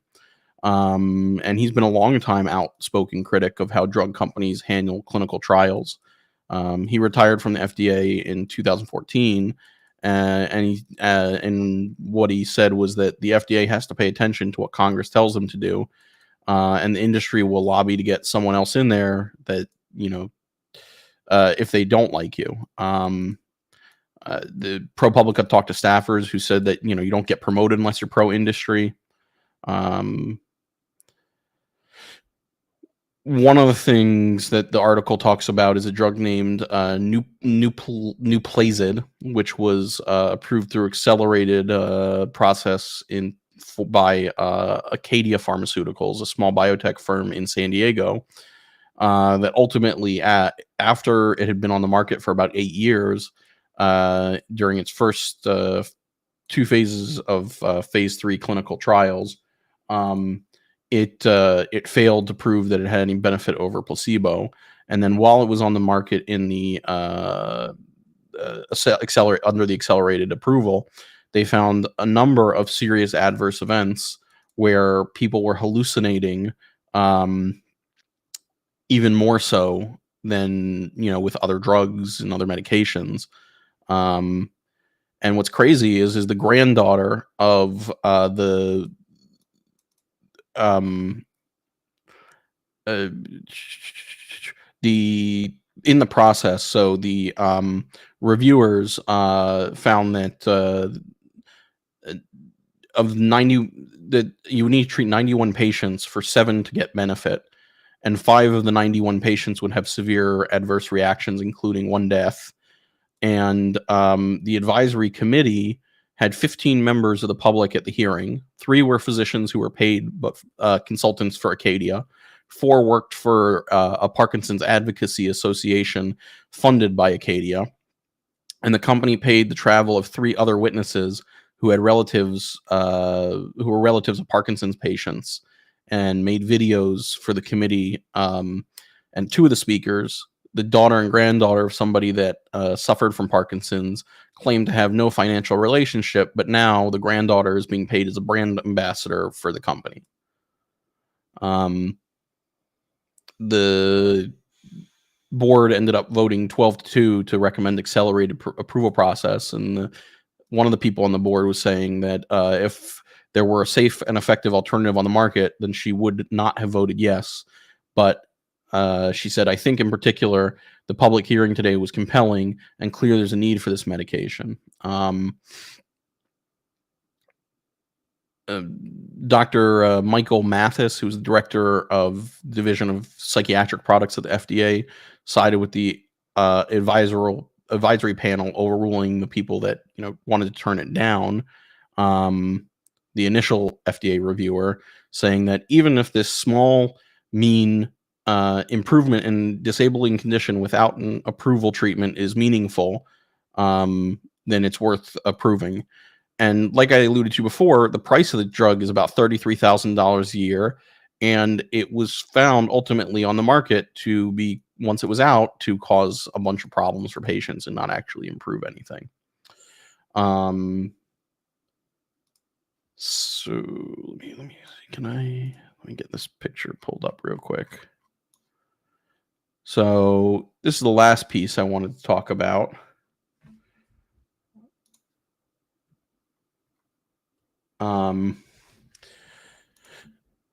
The actual crossover between people at the FDA and private industries. So this is from a article put out a number of years ago, analyzing from 2001 to 2010 by Vinay Prasad, who I find very interesting and is worth following. He has an interesting Substack, and a colleague, Dr. Jeffrey Bine, and this was published in the British Medical Journal. And they found that between 2001 and 2010, that 49% of the reviewers at the FDA remained with the FDA, and 27% went to go work in biopharmaceutical industries or other consulting. They found that and we're talking about 100 people, but ultimately it shows the connection very clearly, that a number that a quarter of the reviewers are leaving to go into the private industry. They say there's a lot of room for interpretation deciding whether or not cancer drugs should be approved, because so many of the studies of cancer drugs rely on what's called a surrogate endpoint, like we were talking about in that video, meaning it's not about survival or quality of life, whether a drug works. And so, it's very easy for people to manipulate these kinds of things. Let me just go back to here.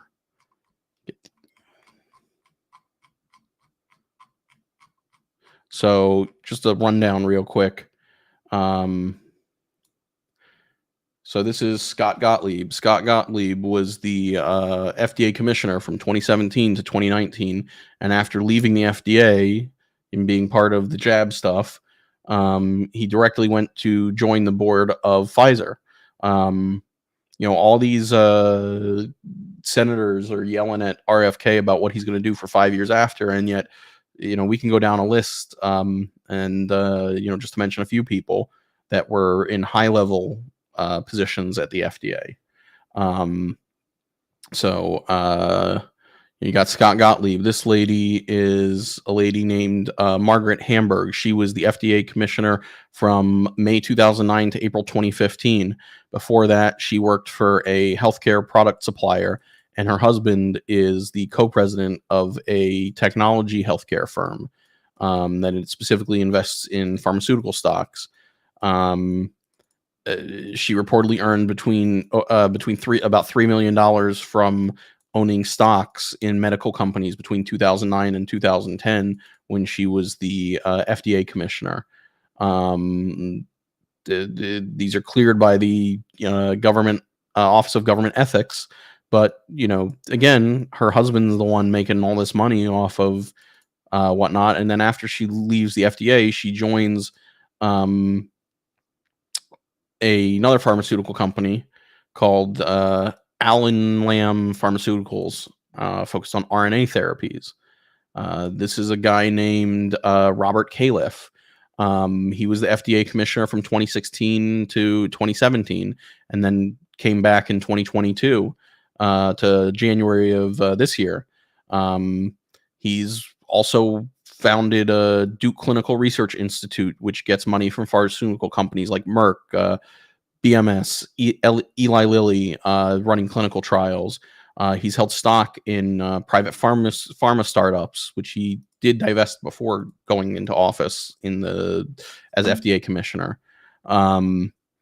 He has deep industry ties that question the independence of his actions as the FDA commissioner. This is a guy named Stephen Hahn, who was the FDA commissioner from December 2019 to January 2021. Had to do with a lot of the pandemic stuff. And then after he leaves, he goes to something called Flagship Pioneering, which is a venture capitalist firm involved in biotech startups. And then in June of 2021, he becomes the chief medical officer for Harbinger Health, and is connected to Moderna. This is a guy named Andrew von Eschenbach, who was commissioner of the FDA from December 2006 to January 2009.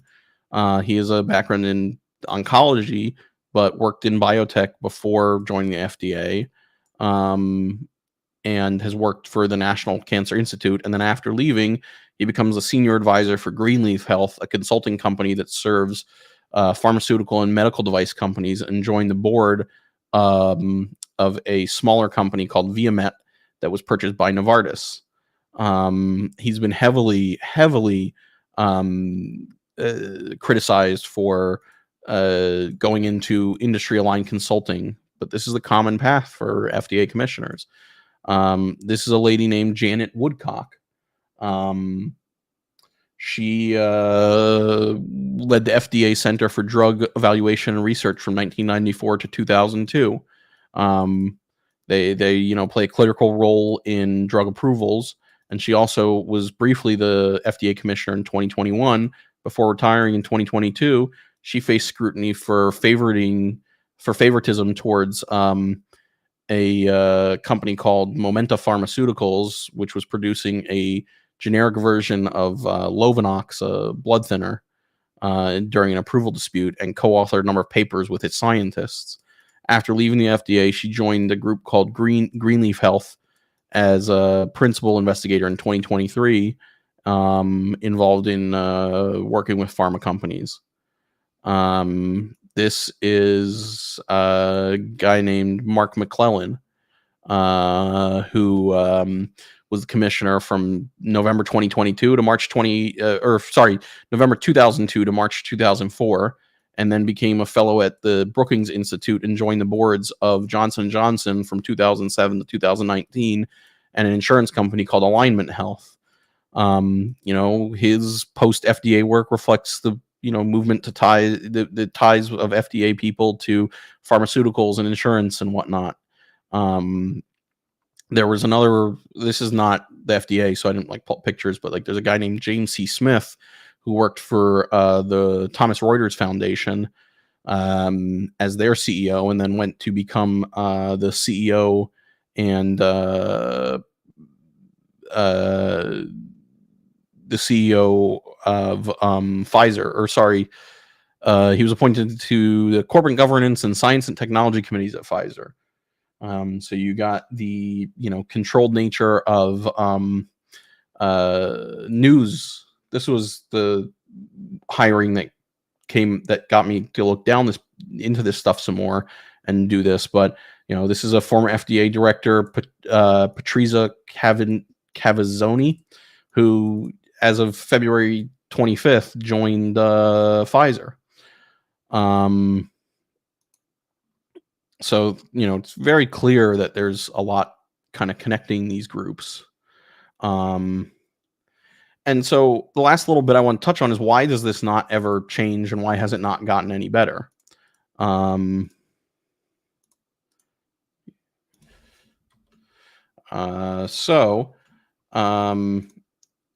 Really, I think the reason none of this has ever gotten any better is because our politicians are on the dole.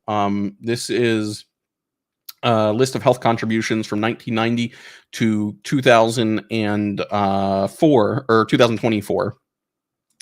And, it's on both sides of the aisle, but you can see here's Bernie Sanders taking a total of $23 million during that time, and Raphael Warnock taking $14 million from health and pharmaceuticals, and Warren. It never ends. It's a never-ending rabbit hole when you actually go start looking into it.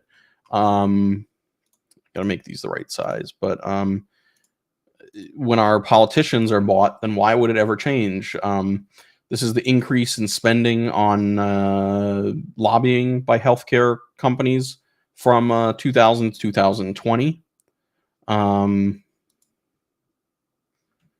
then this is a list of the organizations and how much they've spent on lobbying, with Pfizer being right up there at the top, both in lobbying spending overall and direct campaign contributions.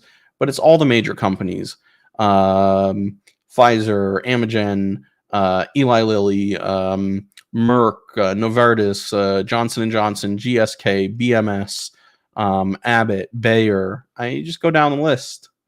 Look, even Baxter is here. How could he? And then this is from 1999 to 2018, senators and Congress people that took money and how much money. And you can see, across the board, I'll zoom in a little bit so you can see some names, but it's Republicans, it's Democrats, it's both sides of the aisle. These are House elections here. Kevin McCarthy, Paul Ryan, Steny Hoyer.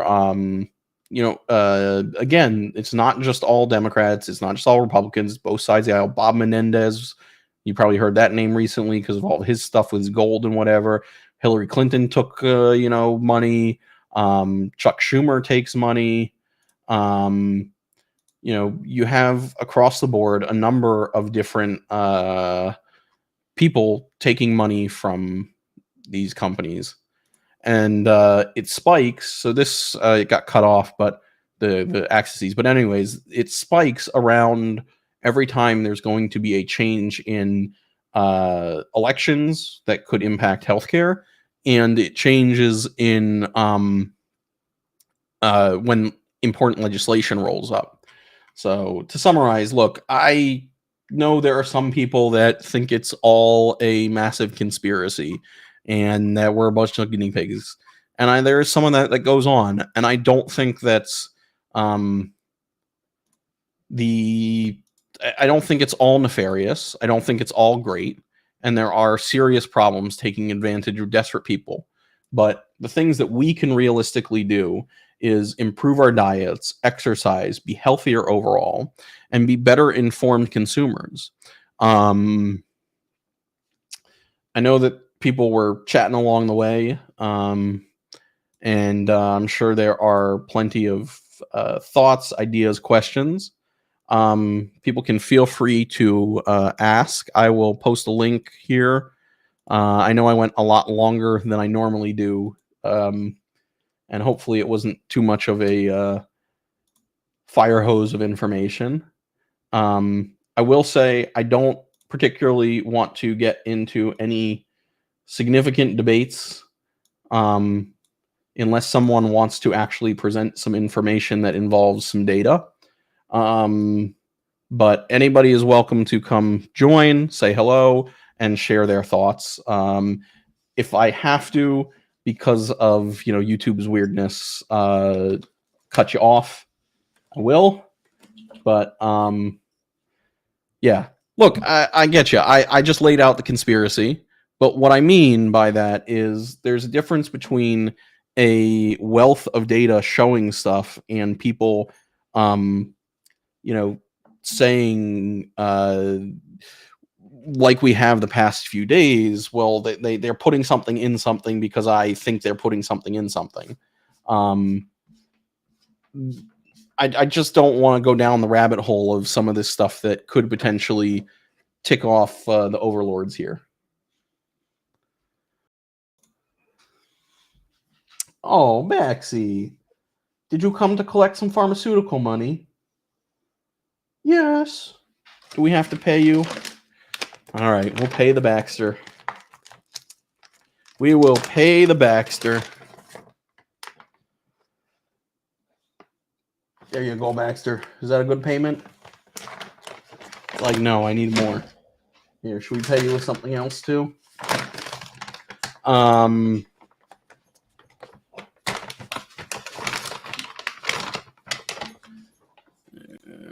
Hello, Here. Crazy Bee. I was just coming up. I don't know where I forgot to turn on my camera. That was my problem. So you're going to get to see the animes thing, but no, I know we've talked about this a billion times about the way they just keep cycling back and forth between the FDA and the government work, the pharmaceutical work, and it never really gets us ahead. I think our other biggest problem is we don't have enough curious minds in the research fields. We need more people in research. Yeah. Look, I mean, this is one of my concerns, is so a lot of NIH research has historically been about a financial incentive.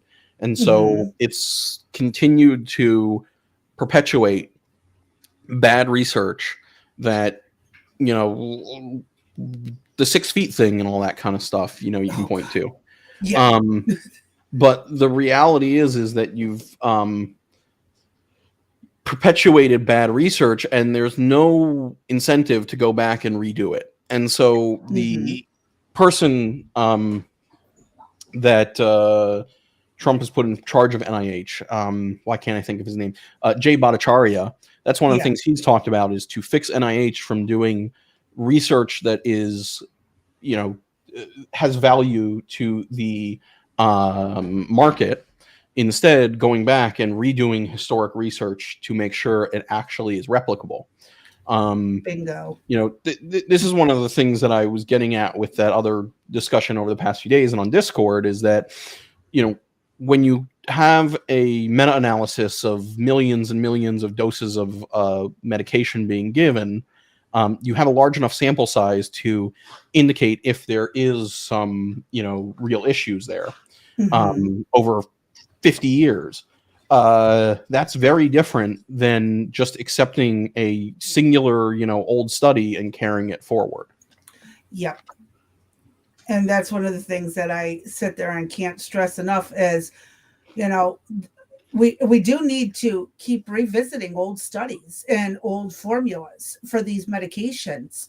Even if it's 10 years old, let's see if we have something that works better now. Let's see if we've come up with something new we can add to it. And it's just one of those things, I don't think we have enough people to fill those positions in the world. Well, we sure aren't doing a good job of outputting people that are educated in that way. Exactly. That does not help at all. And it goes constantly to the, how do we fix it? Besides, we got to fix the education program. And again, I'm not one to sit here and just complain about a problem without trying to find a way to fix it. So I swear we need to get this education under control and start cleaning out the universities and colleges of activists and start putting in actual professors. Don't get me started. Yeah, I mean, you also have to be willing to hold people to a standard, which we don't do in our education system anymore. I mean, that's one of the topics I know I've mentioned a few times now, but that I'm working on is the whole education as credentialism instead of as thinking. Yeah. There's a lot of that goes on, and this is why, again, with the whole undermining of the historic system that existed, where people respected research and respected medical providers. And again, I know T3 asked me at some point if I'd be open to talking about this stuff, but maybe I need to really talk about my experience and thoughts on medical education, because, again, there's this huge problem with medical education being limited to creating people that follow instructions and follow a pathway, as opposed to truly being independent thinkers. Part of the problem with that. Sorry. Oh, go ahead. D is in the side chat. D, do you want me? You got your camera figured out? Should I pull you? I'll pull you up. Are you crazy? Oh, hi, D. It's good, just like it is. Okay, I think we're having the audio issue again. We're hearing ourselves. Yeah. If you have a pair of headphones or blue earbuds, you might want to use them. Okay, let me try that and see if that works. I'll be back. Maybe. I mean, I can just put you back on the side here until you're ready. But yeah, to what Art said here, Dr. Marty McCary and Jay Bhattacharya are really good resources. I think everybody should pay attention to what they have to say. Mm-hmm. And, McCary's been very outspoken on, Gutter's stuff about doing too many childhood vaxes. And I fall somewhere in the middle, where I think that there's a lot that we don't necessarily need, but I do think that there's value in a lot of them. Well, we also need to understand that nobody's truly an expert. We need to quit calling people experts, because look where Dr. Fauci led us since the 80s. Are you questioning the science? No, I'm just. Are you questioning science? There is no such thing as an expert if you really think about it. There is no one person who knows everything. There's people who know a bit more than others. And I think we need to stop going with this. This person's an expert. They're the authority on this. And I'm not trying to get anyone in trouble. I'm saying, there shouldn't be a problem with questioning what they're saying, because, well, and I know you're on YouTube, so I'm not going to go all the way into this, but just there's nothing wrong with going back to basic biology on how cells function. To sit there and say, this makes no sense. There is nothing wrong with it. And I'm really sick of because this person said so, you have to do it. No, actually, you really don't. You can sit there and scratch your head and say, this doesn't make sense, like these idiots. Oh, we got to save the planet. Well, plant more trees. No, that won't work. Now they're coming up with planting more trees, according to the climate activist groups. Well, so that's one of the things that I actually really enjoy. So I read this whole book years ago, which I've read the new version of it a few years back when they re-released it. Mm-hmm. But I really it's called A Moral Case for Fossil Fuels. I know I've mentioned it before, but it's this guy Alex Epstein. I don't know how he says it, but not the other Epstein. The sane one who doesn't go after kids that we know of. But he seems like a nice young man. He's probably about my age, maybe a little older. But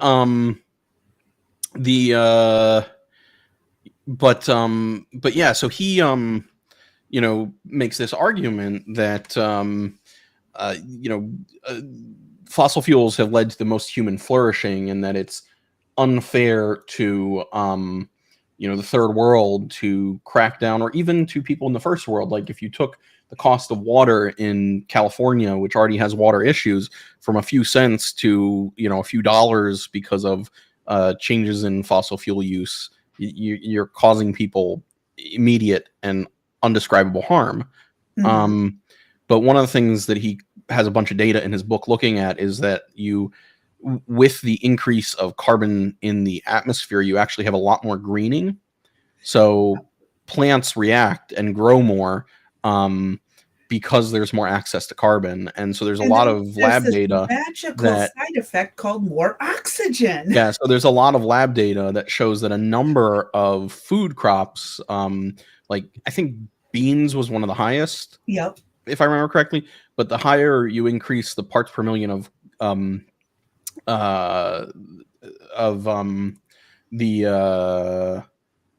the higher you increase parts per million of CO2 in the atmosphere, the significant increase in production of actual beans and sprouts and things like that. So, you would see a huge increase in the amount of food that we could produce with certain crops if you have a increase of carbon dioxide in the atmosphere. Like, people forget that this is a closed system. It's not some, we can't not completely oxygen closed. from the moon. We cannot get oxygen from the moon and siphon it here. Hey, welcome back, D. No. No, we can hear you. Okay, cool. And we can't hear ourselves, so I think Okay. it's a lot better. Okay, Well, cool. mostly. Okay. Well, we'll see how it goes. But yeah, that's why, like I'm saying, basic science and basic biology, there is nothing wrong with that. That is what they taught us in school.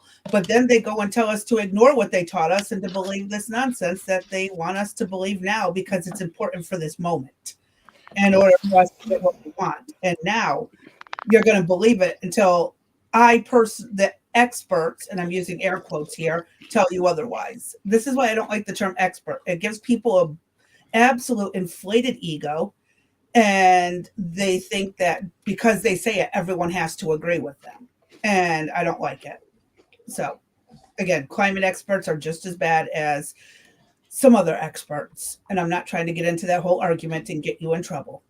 Well, I mean, I'm just going to say, the reality with the climate stuff is if these people took it so seriously, then we would be going to other countries that, do produce lots of CO2 and trash and things like that and stop them. We'd be taking out the, Indian power plants that have huge emissions, but we're not. Yeah. And it's just like biology wasn't actually followed by the experts during a recent viral outbreak. But I'm just, like I said, it's the best correlation I can give without getting you into trouble. Mm-hmm. It's just really frustrating. It really is. Oh, and again, there's people who won't even listen to the evidence I have to offer online about things pertaining to medicine because I don't have a high enough degree in their opinion that I actually would understand what I'm reading. Well, this is what I have to say to you about questioning experts. How dare you? How dare you? I like that. That's pretty good. I am that inquisitive child still that irritated the hell out of my teachers. One question, every answer they've ever given me has always led to further questions, and it would drive them nuts. But I'm that kid. I want to know the root of all answers. So again, no one can be an expert. They're just someone who happens to know more. And that whole 6 foot thing, like you said, there was no science whatsoever behind it. None. And it's like, I tried telling people that, but I was the bad one because I didn't have a master's degree of some sort and like 3 other PhDs to pad it out. It's like, dude, what is wrong with you people? Arby, there's one thing that Crazy B and I had want to delve into, and maybe you could work on it with us, and that is a deep dive into Vivek's portion of his pharmaceutical and how he sold that off and what he did with it. and the millions of dollars he made, but how he basically screwed the children and the other patients in there.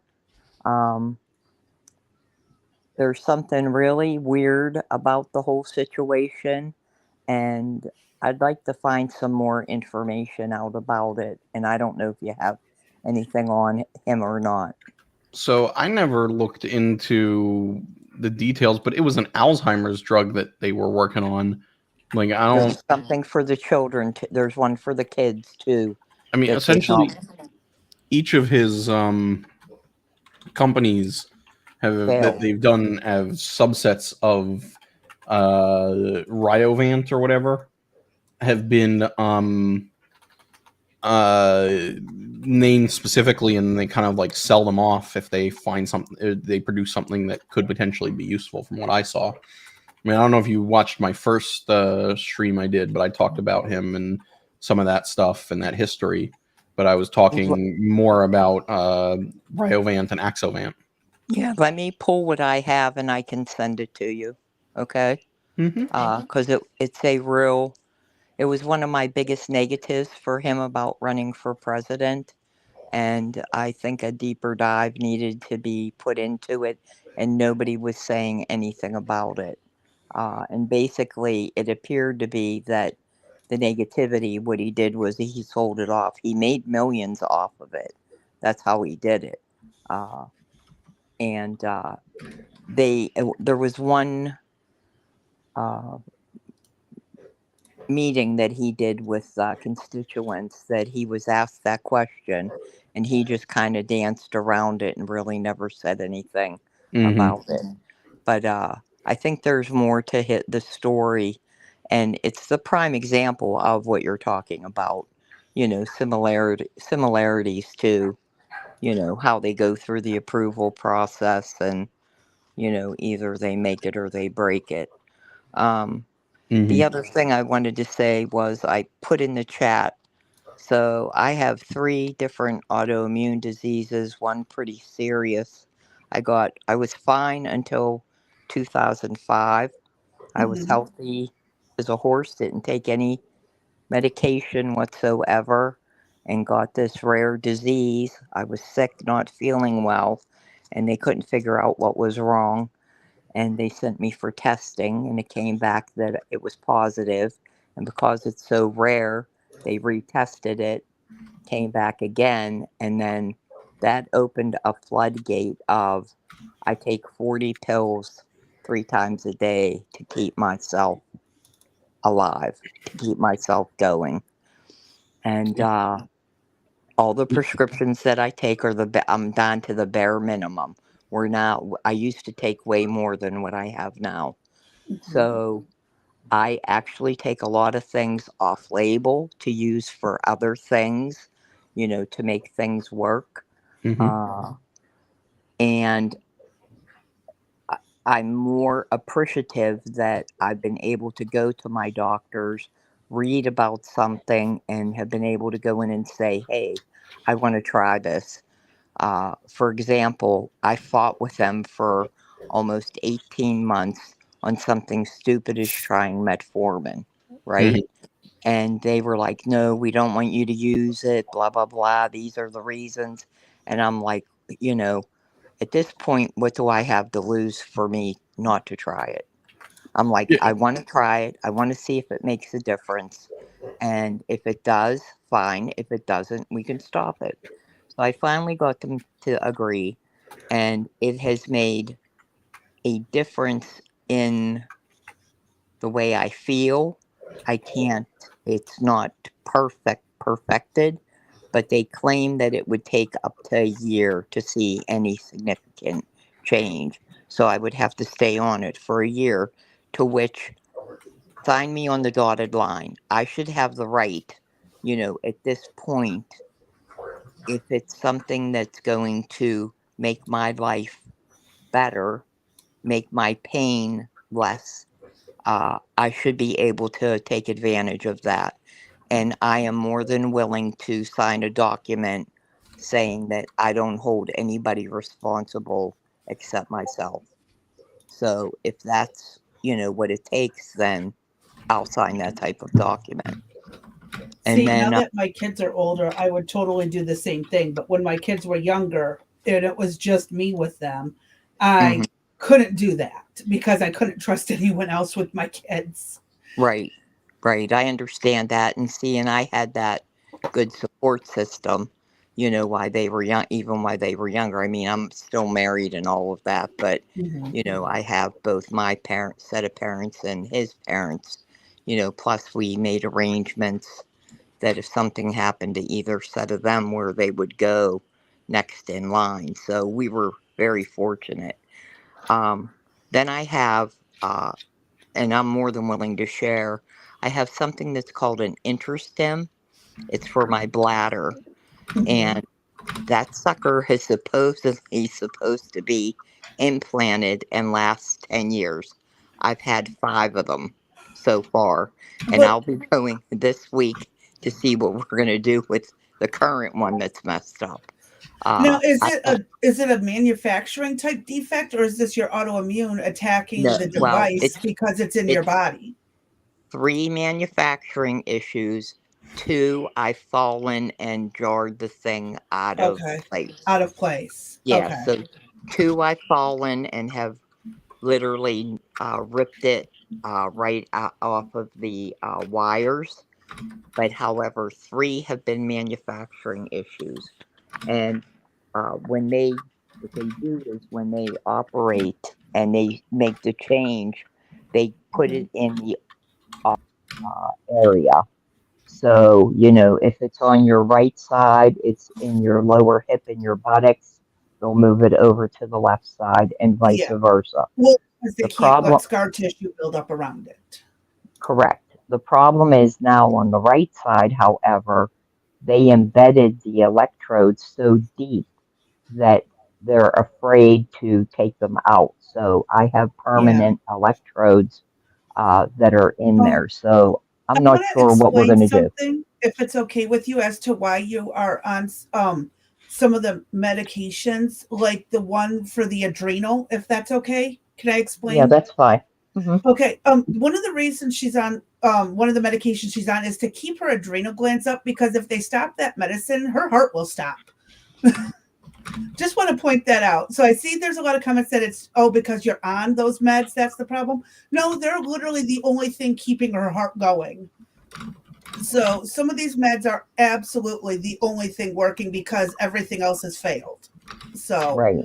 I'm not trying to be mean, but in this case, Yeah. there's an actual I, full medical background to this. And we could be here yeah. for like 3 days going through all of it if she wanted to Yeah. put it all out there. So Yeah. in Not, some of this, in her case, it really is truly these meds are the only thing keeping her alive. Well, yeah. And I'm not looking at the comments, so I don't Yeah. see them. Yeah. And no, That's you're and good. okay. that, and yeah. And one thing is I am an open book when it comes to this because I believe that I potentially could help somebody. So, as I said, everything went to, you have no idea what I've been through. I've been in a coma 4 times, the longest 30 days. The most recent was 9 days, and I almost died in 2023. The beginning. And Yep. uh, then, you know, just the things that have happened and life getting in the way of things. I don't believe that this has happened myself. I don't know how you go from healthy. I worked out. I was a star athlete in school. I broke records in swimming. I played volleyball. I worked out with the boys teams. Before I got sick, I was working out 5 miles a day. I'd get up, work out my 5 miles. I'd have oatmeal for breakfast, coffee. I worked. I was an assistant professor, 2 children, married, blah, blah, blah. I could keep going on. Then I got Yep. sick and wasn't feeling good, and they had no idea what was wrong. And it came out to be this adrenal thing. And the adrenals regulate so much of the body that you're fight or flight. And that could be anything from just being sick to things being emotional, such as they Well, came in and said somebody died, or, look, you know, Go ahead. Sometimes you end up in a situation where things are past a point where coming off medications is the answer. You know, I've read a lot recently about how putting people on steroids, even for short periods of time and in small amounts, can mess up the adrenal system. But the reality is Mm-hmm. that sometimes you can end up at a point where you know, the only real option is to control these things externally because, you know, things are too messed up. Well, Um, the steroids were the only thing that would keep the adrenals working. yeah, and so That's that's why I say, like, yeah, yeah. I haven't looked at your chart. I don't know your exact, you Mm-hmm. know, stuff. Exactly. So, you know, there could be reasons. But that being said, in the geriatric population, there is a lot of polypharmacy, you know, over medication and multiple Oh yeah. medications that goes on. Oh, big time. You Yeah. know, people aren't well aware of, and you have a lot of medical providers that are just prescribing meds without doing a good job of doing any med recs. And you know, And see, Arby, wait a minute. I was not a geriatric in 2005. What are you talking about? no, I'm just He's just saying in saying general, not generally. you. All right. I mean, like, let's not She's give the playing with you. audience let's not give the audience the appearance I'm this old hag. You know what I mean?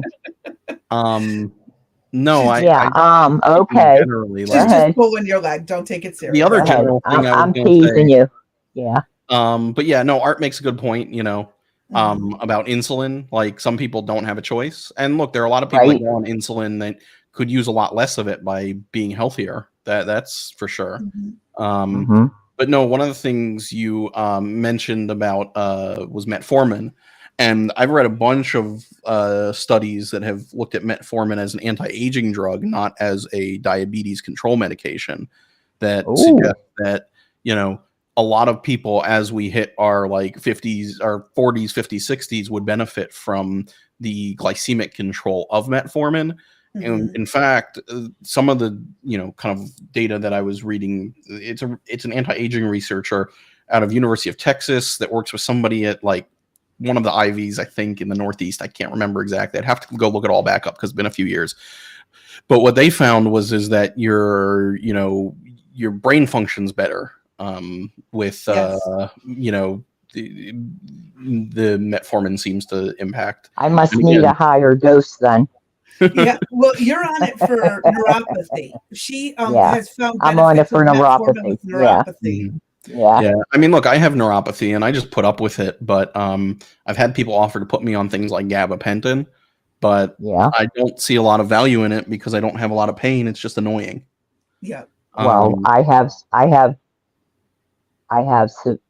no feeling but severe pain inside. I have it from my toes all the way up through my face, and that's diagnosed. That's actual diagnosis through testing. So so from my toes to my nose, I have neuropathy. I have a video here that this is the gutter conspiracy about them putting stuff in our meds. This is what they're doing.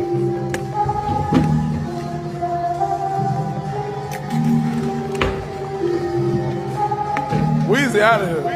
No, I will not answer. Please do not to call my phone.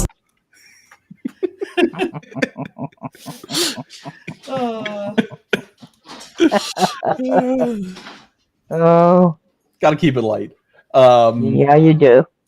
But yeah, no, that was the side of things I didn't really want to get into too much. Yeah. I mean, Yeah.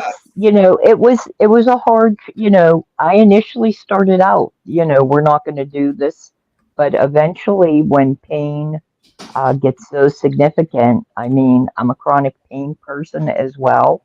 Mhm. Uh, from, the steroids have wreaked havoc. I've gone from 6 foot to 5'9". It's affected my bones and, so I have bone issues.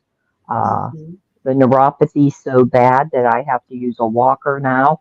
And let me tell you how many times I've fallen. Good God, I'd be a great candidate for the old commercial. I've fallen and I can't get up. The lifeline, or no, that, Yeah, what is it? with Life a alert. Life alert. Life Alert. Yeah, give me that sucker, and I actually would have it if it would work in our basement. I fell in the basement a couple weeks ago and laid on the floor for half an hour because I couldn't get up. And so it's getting, because it's so severe, my future's wheelchair bound. They've already told me that. That's how bad things will get.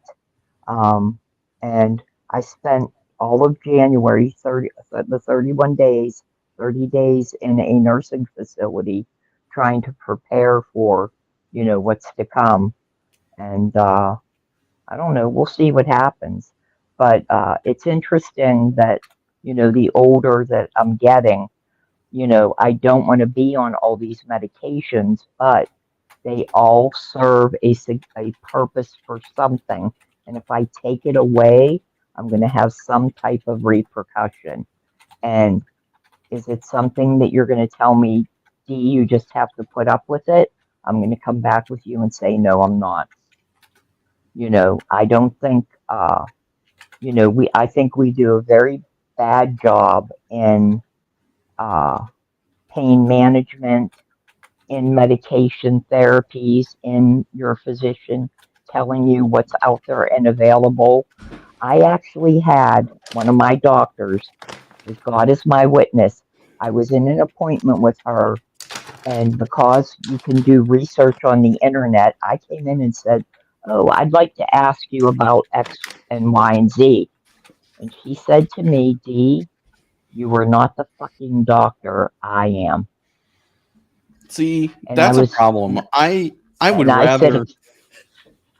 I said, excuse me? And she said, I'm the doctor. You don't question what I have to say. And I said, thank you very much. Got up and walked out and never went back to see her. Well done. You should be able to research anything that you want to, take it to your doctor and ask questions about it, and they should give you the time and the information regarding it. I appreciate when I have patients that ask questions. And I would rather have patients bring something in, and my answer to them personally would be like, all right, well, why don't you send me what you saw and let me review it, and then we can talk about it, and I'll let you know what my thoughts are. Well, in those cases, Arby, when they come to you, out of all those patients that do that, do you typically agree with them? Do you typically say no to them? What would you say your ratio is? 50-50, 60-40, 20-80? So I work at this point, I work in occupational medicine, so I work in a very specific setting, so it's not a lot of that. I'm doing a lot more like orthopedic type injuries. But if I have a patient that comes to me and tells me like, I'm having this issue with my shoulder and it like I've never had this issue before and it's really causing me problems. I really think I need something. I will listen to them, and if it's reasonable, I'll be like, okay, yeah, let's get that MRI, even though it hasn't been 6 weeks or whatever since the injury, like the guideline says we should. Yeah, right. But yeah, I don't do a lot of medication management like you probably do with your doctors. Mm-hmm. But the other thing I wanted to mention was I worked for a nursing oncology association, and you want to talk about lobbying. Well, we didn't do drugs, right? We had a lot to say about a lot of things. And we actually took nurses and marched on Capitol Hill and went to the senators' offices, went to the Congress people's offices, and we had legislation in that pushed and passed. And I'm not going into detail of what that was, but yeah, it was an interesting dynamic of kind of behind the scenes that you think it's a pharmaceutical or drug or maybe physician, but there were a group of close to over 40,000 nurses that were pushing some of this stuff. Mm-hmm. Yeah, I mean, my only concern about some of these, groups and whatnot, these like nursing groups and doctor groups and stuff like that, is who they're sponsored by. Yep. I mean, again, when I was talking to Gutter in Discord about some of the vaccine stuff, I don't necessarily agree with all of it, but she was making a reasonable point that, Novo is a drug manufacturer and they sponsor, some of these studies that we were talking about. Yep. Well, and again, it's not just the drug companies, but the regulations the government throws out there too, giving them the right to do so and restricting doctors from telling them to buzz off. Yeah, I mean, again, what's crazy to me is that you have these same senators and congressmen and women that take so much money from, outside influences and are very happy to turn around and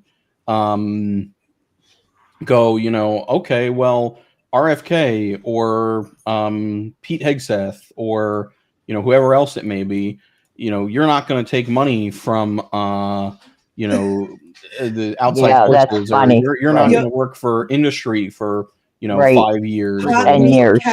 Pot meat Yeah. kettle. And like I say, you look at the list and it's Bernie Sanders and it's Elizabeth Warren right at the top of those lists, and Yeah. it was Elizabeth Warren who, in these hearings, if you guys were watching them at all, Oh, I wanted to wring her neck. Well, asked all of the that questions yeah, like that.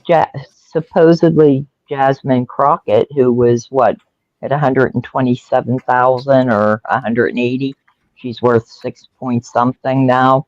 She hasn't And even been in that long, too. She's I only been know. in for a few years. Yeah, I mean, what they should do, what they should do is whatever they're doing to make this amount of money is that's how we should pay down the national debt. They should, go over, let's get rid of the Treasury Department and put Elizabeth Warren and Bernie Sanders in charge and 2 Republicans and say, get the debt down in a year. Well, That's how it should work. There was someone who on Twitter, who has a Twitter account that's like, Nancy Pelosi's trades or something. Yes, and he he got just in copies her trouble. trades. But really, yep. Oh yeah. But he started an AI app, on one of these like AI trading apps. He started a you can pay for it, and you give it money, and it'll do whatever Nancy Pelosi does with her money. And it got him investigated. He got investigated, and he almost got thrown in jail. Or did he serve jail time? I can't remember. He got into a lot of shit because of it. They accused him of insider trading for doing exactly what Nancy Pelosi did. Oh, wow. Copying her trades. Yep. That's crazy. All right. But yet it wasn't enough to go after Nancy Pelosi. He literally said, I am just doing what she did. And they're like, well, you can't do that no more. And this, that, and the other. And he got into a shit ton of trouble for it a couple years back. But she's still happily retired, making money off of her investments. Wow, that's crazy. It's no better than me getting in trouble for reading the CDC and WHO websites. Well, this is I why. won't let that go. I'm sorry. That's too funny. I mean, this is why it's crazy that, again, people are getting wise to it, but they never were before. But this is why it's insane that we don't question any of that we question government. This is one of the Vinay Prasad articles that I read while preparing for today, was him talking about how even though we don't question, even though we question politicians, why don't we question medical providers? And he's, with respect to their, financial incentives, and he's a medical provider himself. Well, you know that, I mean, I know that, you're sitting in the doctor's office, right? And you see 4 or 5 different reps walk in the door. They got their suitcases in tow with whatever medications they're going to leave so that the doctor can pass it out as samples, right? Oh, you're sick. Let me give you a sample of X, Y, and Z. That's what they do, and that's one way that the doctors push a new drug or older drugs that are out there. The pharmaceutical rep comes in, they have, sample drugs. Here's enough for you, to try it for a month, Arby. If it works for you, fine, then we'll write a script. And that's how that happens. And people need to be aware of that. That if your doctor's going to say, here's a sample, you can be sure that there's a push behind it and that the doctor's probably getting some incentive to be giving you that particular drug. Yeah, I mean, so LW said that, Peter Hotez and whatnot, we're talking about all these vaccines.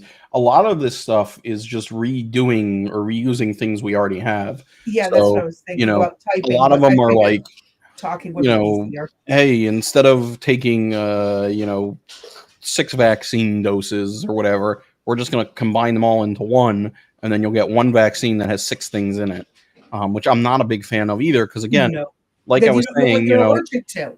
If you have an allergic reaction to one of them, you don't know which part of it was. Well, and a lot of times the allergies people have are to the proteins in it, and things like that, not necessarily to the live attenuated viruses or whatever it may be. Well, here's what's interesting is, as the HR executive, I had to always bring in whatever vaccines. It depended. If we were in a hospital setting, I had, the hepatitis and the flu and whatever. So I always got the flu shot. It doesn't make any sense because I refuse to get the COVID injection, right? As sick as I am, I will not get the COVID injection. I told them they will have to hold me down for me to take that. But you're not giving any medical advice. Yep, we're not giving medical advice. This is our own personal We are choice. not. Right. No one else has to follow what she says. Right. This is just my story of what happened. And so in October of 2022, I got the flu vaccine, right? And it contained 5 different potential variants for the flu. A, B, and I forget what the other 3 were. Okay.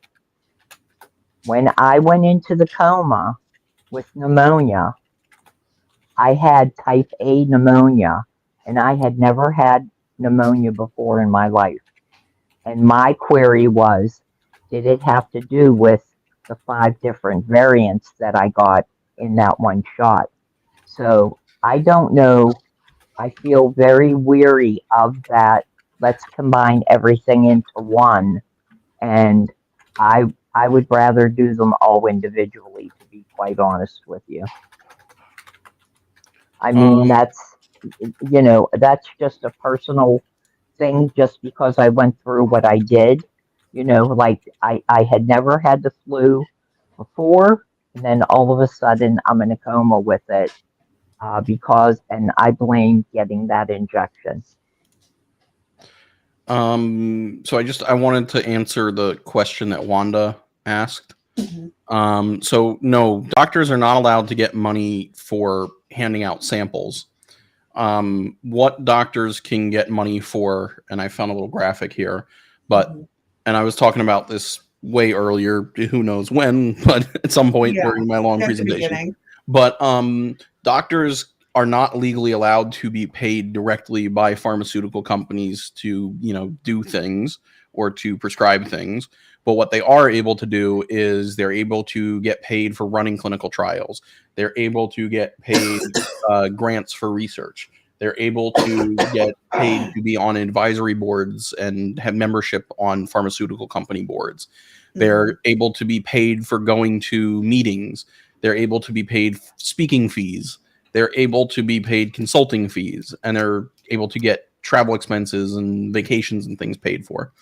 In the actual medical setting itself, in the doctor's office and whatnot, you're not allowed to, take the doctors out for dinner. But what you are allowed to do is do a teaching meal that you offer to the entire staff. So I did a student rotation in a wound care group, and every day almost there was some pharma rep trying to sell some stuff, and they Could be like they go set up in the conference room, they put out trays of food from wherever, and all the staff would just go take food and have to sit there and eat, and the drug reps or the device reps would sit there and talk to you while you're eating about whatever they're trying to sell, even if you were the front desk person, the MA, the provider. It didn't matter, because by law they have to they're not allowed to just market like that directly to providers. Right. Well, their hope was that the receptionist would talk to, their supervisor or get somebody's ear Or and the say, MAs. hey. Well, they also push Exactly. the MAs to push the doctors. And I have sat through that.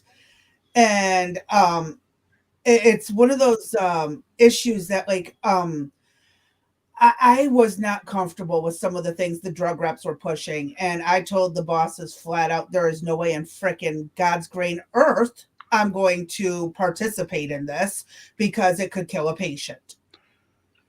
Flat out. So I don't know. LW has raised a good question. I see people are going about it in the side chat there, but that Japan has stricter policies on certain things and what their numbers of chronic disease and whatnot have to. They may have lower rates of like chronic diseases, but that's partially, there are variables there that matter. So partially you have to look at general health, genetics, like there are lower rates of heart disease in Asian populations than there are in Caucasian populations and Black populations. Mental illness and mental impairments has a lot to do with society and a lot less to do with just medical and whatnot. The thing with food allergy. I thought I just read an article about Japan having higher rates of mental illness for their loneliness that they experience. Yeah, but also remember that there are still countries that won't even recognize people as having mental illness as a real thing. So they don't those numbers don't exist. There were people I knew from Albania who their mother had postpartum depression, but was never able to get treatment for it because the doctors wouldn't acknowledge it was an actual illness. Yeah, I mean, that's part of it too. But what I was going to say, just the food allergy thing, a lot of that is an exposure thing. So I know I was talking to Crazy Bee about this, but in Israel, one of the first foods that they give kids as they are starting to eat real foods is essentially it's called bamba. I'll pull up a picture, but it's basically a cheese curl, but instead of cheese, it's peanut butter. And they have much lower rates of peanut allergies. Yeah. And we were talking about how a bunch of us were talking about how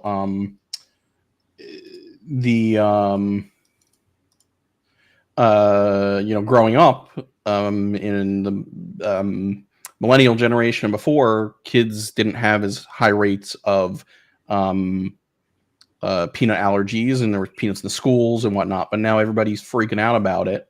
And I often wonder if that has a lot to do with the lack of exposure, because again, in Israel, they expose every kid to these things at a young age, and none of them have crazy amounts of here's the bamba. None of them have crazy amounts of peanut allergies. Oh, that's interesting. Yeah. And then just to add to what Art was saying here, that samples, doctors use samples to give them out to patients 100%. There's a lot of that goes on. And there's a lot of expensive drugs that manufacturers, if you go on their websites, will give you a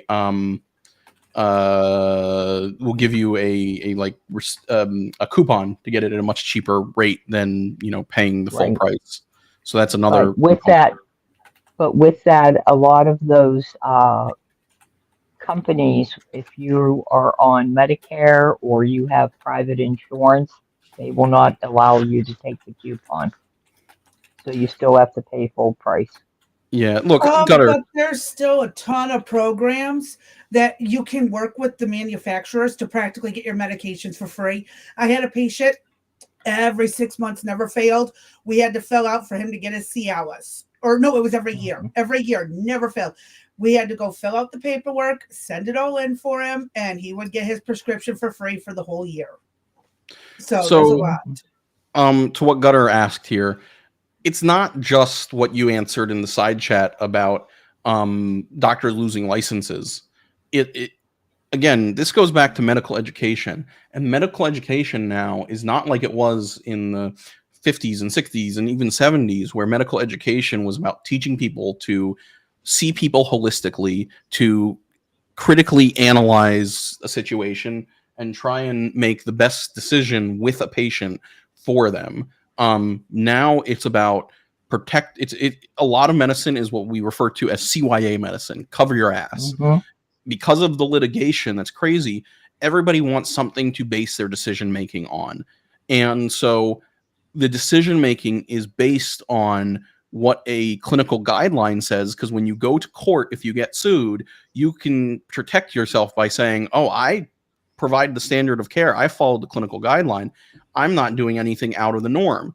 Whereas if you are practicing however you choose, you have to actually be able to defend it. You can't just fall back on, well, the clinical guideline told me it. So that's one component of it. The other component is there are doctors that are actually calling this stuff out. But like I was saying, with the media being so highly connected to these pharmaceutical companies, I mean, look at any 24-hour news cycle channel that you watch. Most of their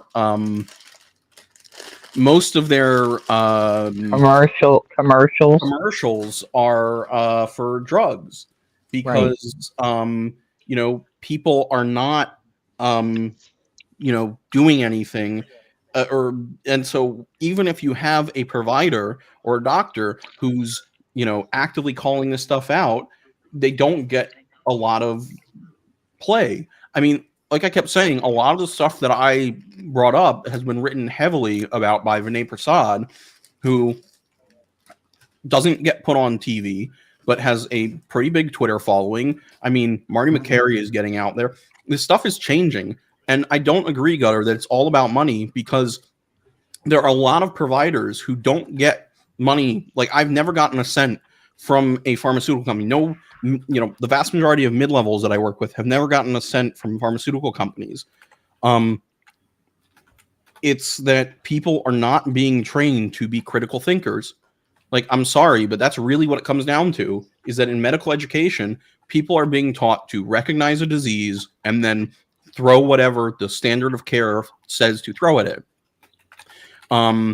So yeah, I disagree, and I can point to it because I've gone through the medical education myself, and I have to go do the continuing medical education, and I go to these conferences, and I constantly see the first thing I look at is who's sponsoring this, who's sponsoring that. I don't sit there and just accept it blindly, but it doesn't change the fact that most people that go into medicine are going into medicine for altruistic reasons. Most people that go into medicine want to help people, but it's the same way that in medical education, just like in colleges, the vast majority of graduates are women. And it's because women are more willing to, obviously not a lot of the women that are here, but a lot of women on a whole are willing to just go along with what they are told to do, and what, they fall in line and they want to be part of the group. And so I don't think there's as much individualized incentive for financial reasons as people want to pretend there is, even with the crossover between doctors and money and pharmaceutical companies. I want to point out, though, RB, before you go too much further when it comes to the money stuff, how much, I don't know, you don't do the billing end, obviously, but I have, and I know that most, like, if your doctor's office accepts Medicaid or Medicare or state-run insurance, it is only getting pennies on the dollar for what you do. You can bill out for a $60 visit and get $40 for it, and you're told to figure out the rest, collect it from the patient. So doctors don't always get paid very good.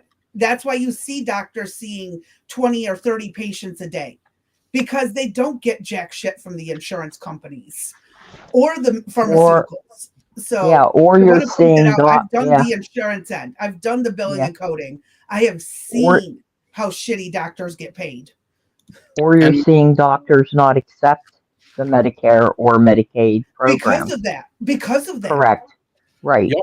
And again, it's not. I don't know what the boatloads of money people are claiming that these doctors are making. Yeah, sure, a doctor makes a few $100,000 a year, and If they're lucky. they have a $500,000 or $750,000 worth of loans they need to pay off. Again, like I said, there's no doubt that doctors are being paid a couple $1,000 and being flown on a nice vacation to go take and speak for an hour at a 3-day conference, and that influences what decisions they make, because human beings do that when they go to prescribe drugs. But it's not like they're getting handed a $500,000 a year if they prescribe a certain medication. It's just not how it works. If you're in research, yeah, you can skim off the top of your research grants, and that probably goes on. But when you go to a clinic and you go to the average, doctor, the average doctor in your clinic is not making boatloads of money. They, are Well, doing a little better than the average American, but they're not getting a shit ton of money from a pharma company to prescribe you some medication that's killing you. Like, even with the, profit incentive, most medical providers, and I've known many over my years, and we talk candidly behind the scenes, are trying to take care of patients the best way that they know how. But the way medicine is built, like Crazy Bee was getting at, is not to benefit patients. It's to benefit the people at the top. well, see, in the association world, they're pulling down as the CEO at least $350,000 plus that and more in retirement. So they're pulling down close to $750,000 a year. But that's the person who owns the practice, not the No, doctors they working no, there. right. No, they do not own the practice. It's an association. Yeah, so they don't might hold get stock in it. all the benefits of the high ups. Like the practice I worked for, it was absolute BS what the doctors were getting paid for what they put into it. And the Yeah. guy who was running the place was not even sending our Well, tax that money was to where it belonged and everything. And he was going on all kinds of trips and stuff because his name was on the ownership, but he was screwing over everyone underneath him. And it was absolute BS. But no, I've seen it firsthand. I've done the billing and coding. So, like I said, those insurance companies don't pay you jack shit in return. That's why doctors have to see so many patients just to get by. I'm not saying people don't have a profit motive in going into a job. Nobody would be working if they didn't get paid for it. Exactly. But people go into things for multiple reasons, and providers may want to have a income that is higher than the average, and that pays for them to be upper middle class. But it's not as incentive as you say. And to add to that, like Art says here, and I've seen this, I see this all the time, I do is too. it's not me that makes the medical decision about what you can and can't get. Ultimately, I can order whatever I want, but it doesn't happen unless the insurance will choose pay to for approve it. it. Yeah. And so, even if I think you need some, generic medicine versus a brand name, spanking new medication, it's the insurance companies that ultimately decide what I can and can't do. It's the insurance Right. companies that say we cover this med but not that med, and we cover this med but not that med, or we cover this procedure and not that procedure. A lot of times it's the insurance companies that say we have to, you have to do an X-ray before you can order an MRI, and you have to do 6 weeks of Yup. physical therapy before you can order an MRI. That's what I'm going through right It's now. not the doctors at the end of the day that are driving the healthcare decisions in most settings. If you're in Medicare, Medicaid, Medicare Advantage, and most of these like Blue Cross Blue Shield, Aetna, Kaiser, if you're in one of these systems, your doctor is not making the decisions at the end of the day. They're making Right. recommendations that a insurance company is choosing to or not. approved. And most of those people in that insurance company have zero medical background. No, because they're making financial decisions based on what's most financially valuable to those companies. This is why I say, like, yes, there is a money problem in healthcare. Yes, there is influence from money in healthcare, just like there's influence from money in every single industry today. Yeah. But it's not that individual doctors are getting kickbacks for specific things. It's not that individual doctors are going, well, if I put this person on, 6 medications, it's going to fix the problem for you.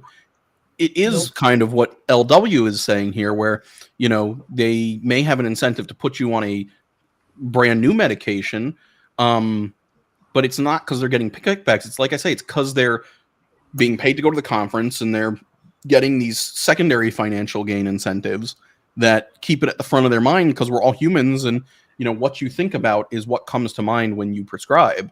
But ultimately, again, the insurance companies could turn around and make a policy saying we don't use new drugs unless you fail on all the generics and all the old drugs.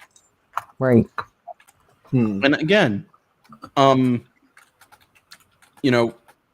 are people out there that are speaking out against this, but they don't get the time, they don't get the recognition, and they don't get seen.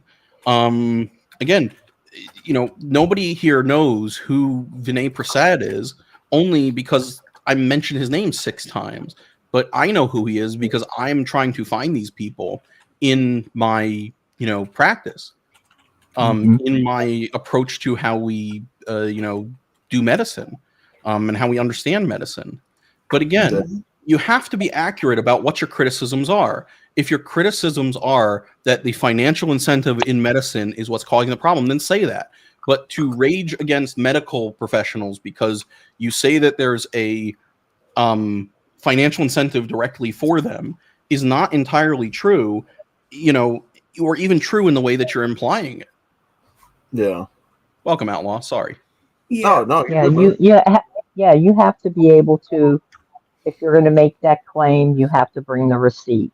Yeah. You have to be able, if I say, RB, you're doing X, Y, and Z, and I'm going to make that out there as an announcement, I'm going to want to bring some type of documentation.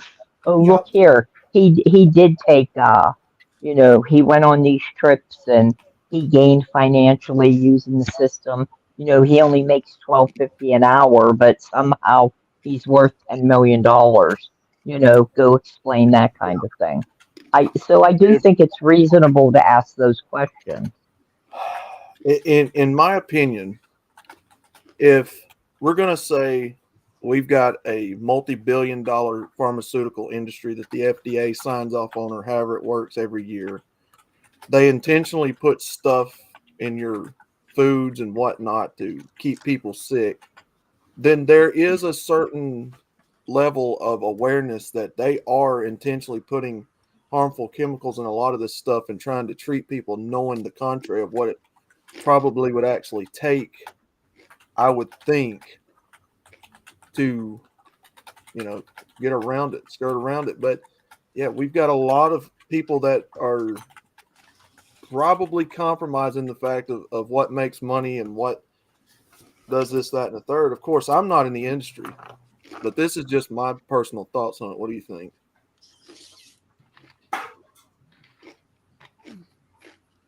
In other words, you've got people in this FDA and all the higher ups that has an awareness of what's making people sick by this point and what has made people sick in the past. That now we're just now starting to try to take out with RFK. Well, I would agree with that, but I would also say we could go conspiracy theory with that, right?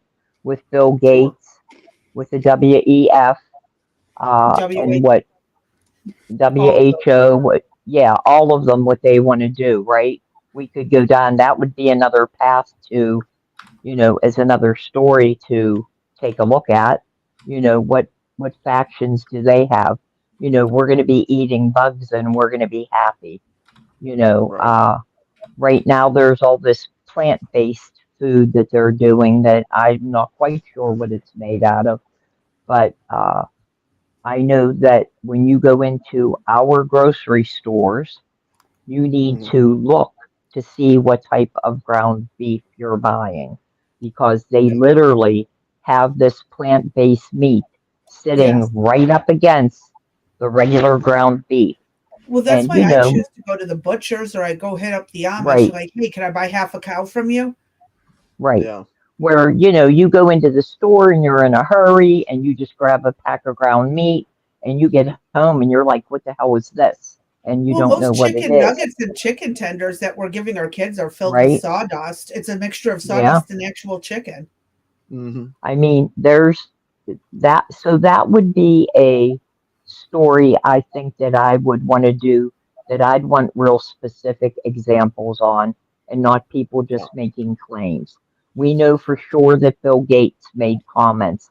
I'd want to see them. We know that the WHO and the WEF made comments. Let's show them. Who else made comments? Like they made McDonald's made changes to the oil that they use to fry uh, their French fries in. What does that do to the health of a person? Right? So you're eating these French fries, I don't know how often, once a week, twice a week, whatever. Your kids want fries. And to me, there's a different taste to them since they made the change. Uh, but what, if anything, does them making that change, how does that affect your health? Yeah. Those are the types of things I'd want to know. So Yeah. Go ahead. I'm just going to interject here for a second. And I'm going to pull something on screen. So to answer Gutter here, firstly, nobody actually knows what the Hippocratic Oath, so we'll read it together. The Hippocratic Oath doesn't actually say, I will do no harm. And again, there are systemic issues in healthcare, but they are not nefarious actors the way you want to believe that they are in the doctor you go to see. The average IQ of a doctor is about 120, which is slightly above average. The average IQ is between 100 and 110. Most doctors are not being trained to think about illness critically or to think about patients. They're taught to be a cog in a industry and to follow what the industry tells them to do.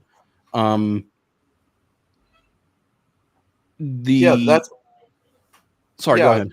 Arby, yeah, that's my point. See, and that's what I was alluding to a while ago. See, how long have we had these harmful chemicals in our food and drink? And I don't know about the drugs that we take. I haven't really looked into it, but I do know the food and the drinks. We've got chemicals in there that we know is not fit for human consumption that's been allowed to be in there for so long, and I'm not sure exactly how it comes into play with the doctors, but at some point we have to take responsibility for all of this damage we've done to humanity. All these people we've allowed to get sick and die off of this stuff that we could have treated and prevented. Yeah, Art said it a while ago. They're treating symptoms and not curing people. That's what I was alluding because to. cures would run the pharmaceutical companies to the ground. Out of business, and right? That's why the universities are teaching them to just treat instead of cure or prevent. Right. Well, Yes. The other day I was doing a search for Coke on Walmart's website. Now I put the stuff in my grocery cart and we go pick it up. And as I did the search, I came across a bottle of Coke that said Mexican. And I'm thinking it was some special like Mexican Fiesta Day or some bull crap like that. I'm like, Mexican Coke, what is that? Yeah. So I went and I looked at it, and all it is sugar and the Coca-Cola. Yeah. It's what's in Mexican Coke. And if But you look what we get, if what was in ours is high fructose corn syrup, that is what is in the American Coca-Cola. Why the difference? Well, so what I was going to say was this ties back to the subsidies from the government to the corn industry, creating massive amounts of corn sitting around with people not knowing what to do with. And they realize that this byproduct from corn, manufacturing processes is this high fructose corn syrup that they can dump into a bunch of stuff. And, suddenly you get cheap sodas that are being paid for essentially on the government's dime because the government is subsidizing the corn, the high fructose corn syrup production. Right. So, this is why I come back to, even with the autism stuff, Yeah. there is very high quality data and evidence that suggests that all of that stuff is tied, that not all of it, but that is very clearly associated with the diets of the mother and the father prior to having the child, and what the mother is exposed to while in utero, the age of the parents. All of these things people ignore so that they can pick on one specific factor that doesn't have data that, indicates that there's any real, issue, that we've been giving these vaccines without a change in their formulas that are significant since the 1960s and 70s. And yet we're only seeing this spike in these autism diagnoses in the last 15 years as people's diets have become even more heavily processed, that we've become even more exposed to medications, as people have been having children at older ages. And so, it makes a lot of sense to me that there's one fact. It doesn't make a lot of sense to me that there's one factor people want to point to while not accounting for all of these other factors, like I was saying with the Japanese thing that you and I talked. What if it's a misdiagnosis? And I pointed out all those other illnesses that mimic autism, like Fragile X and all those, Rett syndrome. There's a bunch that actually appear to be autistic, and they're actually treated the same way. But the problem is it's a genetic disorder, not from the outcomes like what you were saying, a vaccine or food or any of that. There's also the genetic factor that they're not even looking into, because it's easier than fighting with the parents and saying, look, it might be these other things, and they just slap autism on it and don't put them through the further testing. It's no different than the ADHD diagnoses coming out of teachers who just don't want to deal with a kid who's disruptive in their classroom. Oh, yeah. Right. Exactly. Right. Yeah. And I was diagnosed with autism back in 1990, long before it was a bandwagon thing. And I don't know what led to mine, but I have pointed out that my dad and my brother exhibit strong resemblances to people with Fragile X, the longer arms, the straight, weirder gait. They have the long face, the bigger ears. Those are the physical attributes to Fragile X. But when they went through genetic testing, it wasn't Fragile X. So maybe it's something else. And they both exhibit signs of autism, my dad and my brother. And my brother and I were both diagnosed in 1990. My brother was 2 and I was 7. So there is a lot to it that could be genetic, and we just don't know all the information yet. I literally have been researching this since my son was diagnosed at 18 months old. Well, 2 years old. No, I'm sorry. I take that back. He was 4. I apologize. I started looking into possibilities when he was 18 months old and knew how to, could recognize 1 through 10 in any order. I was playing a Sudoku game, and he was sitting there calling out the numbers as I was writing them. And that's rare for an 18-month-old. And my doctor said, be glad you have a passive and smart child. My son's doctor. I'm like, that is not the answer. No, that's not how this works. And I had to go and fight for the specialist to actually do it. They were trying to just give me a slap diagnosis or just told me to ignore it. And sometimes you got to fight for the actual answers and not just tolerate what the doctors slap on there. So their job is easier and they don't got to fight with you. There's an answer. Right. It's easy. Go about your day. Art, yeah, I don't know how reliable them IQ tests are. They've told me I'm like high up there, so I don't really know. Probably bullshit. you don't believe it? Well, I've taken multiple IQ tests and I get like around 128. I trust the one I took in the 90s that said my IQ was 135. That was before they started doing the participation trophy shit. Yeah, I mean, look, IQ, and I definitely, it's on one of my lists of things to consider doing a show about, but IQ is not the end all be all No, it's not. of intelligence, but it is a marker of people's ability to do certain types of intelligence. Logical reason. Yep. And, there is a significant difference between there might not be much of a difference between somebody who's got an IQ in the 130s and the mid 120s or whatever. And those numbers don't mean much. And you can improve your IQ score by doing the things that it tests on. But there is a significant difference between somebody who's got an IQ of, 85 and an IQ of somebody that, is 120. Well, Leah brought up a good point. What about the emotional quota? The emotional one. How you have the IQ and the EQ? Yeah. Most people don't know about it or the correlations between the two. Well, this is one of my problems with. That's my problem. I have too high of a EQ. I'm up there with an IQ, but my EQ is way too high. So sometimes I view that as a problem. This is one of the issues I see with the, medical stuff and the medical education is it's primarily screening for people with between the SAT, getting a college degree, and the MCAT. You're screening for people who have a high, book learning and IQ on that level, but you're not, looking for people who are emotionally, intelligent. And, the third thing or fourth thing here is, I remember that that there is an art to medicine as well as a science, and the warmth and sympathy and understanding may outweigh the surgeon's knife and the chemist's drug. And I think that is really what's been lost in a lot of ways is we've forgotten the human side of this. Yeah. But yeah, I was going to read through it, but like I say, there's nowhere in here where it says do no harm. That was it wasn't the older one. I know this is the revised version, but I believe it was in the older one. It doesn't say do no harm, but it does mention harm in there. I think it says above all, first above all, do no harm, or this is the original one. Oh, there it is. There was something in there, but I cannot remember exactly. Well, I was just a medical assistant. I didn't have to take this, but we had a version. I hate to break it to you, but most people don't take oath. I didn't take an oath. Yeah. Apollo the physician. I swear by Apollo the physician, Asclepius the surgeon, likewise Hygeia and Panacea, and call of all the gods and goddesses to witness that I will observe and keep this unwritten oath to the utmost of my power and my judgment. I will reverence my master who taught me the art.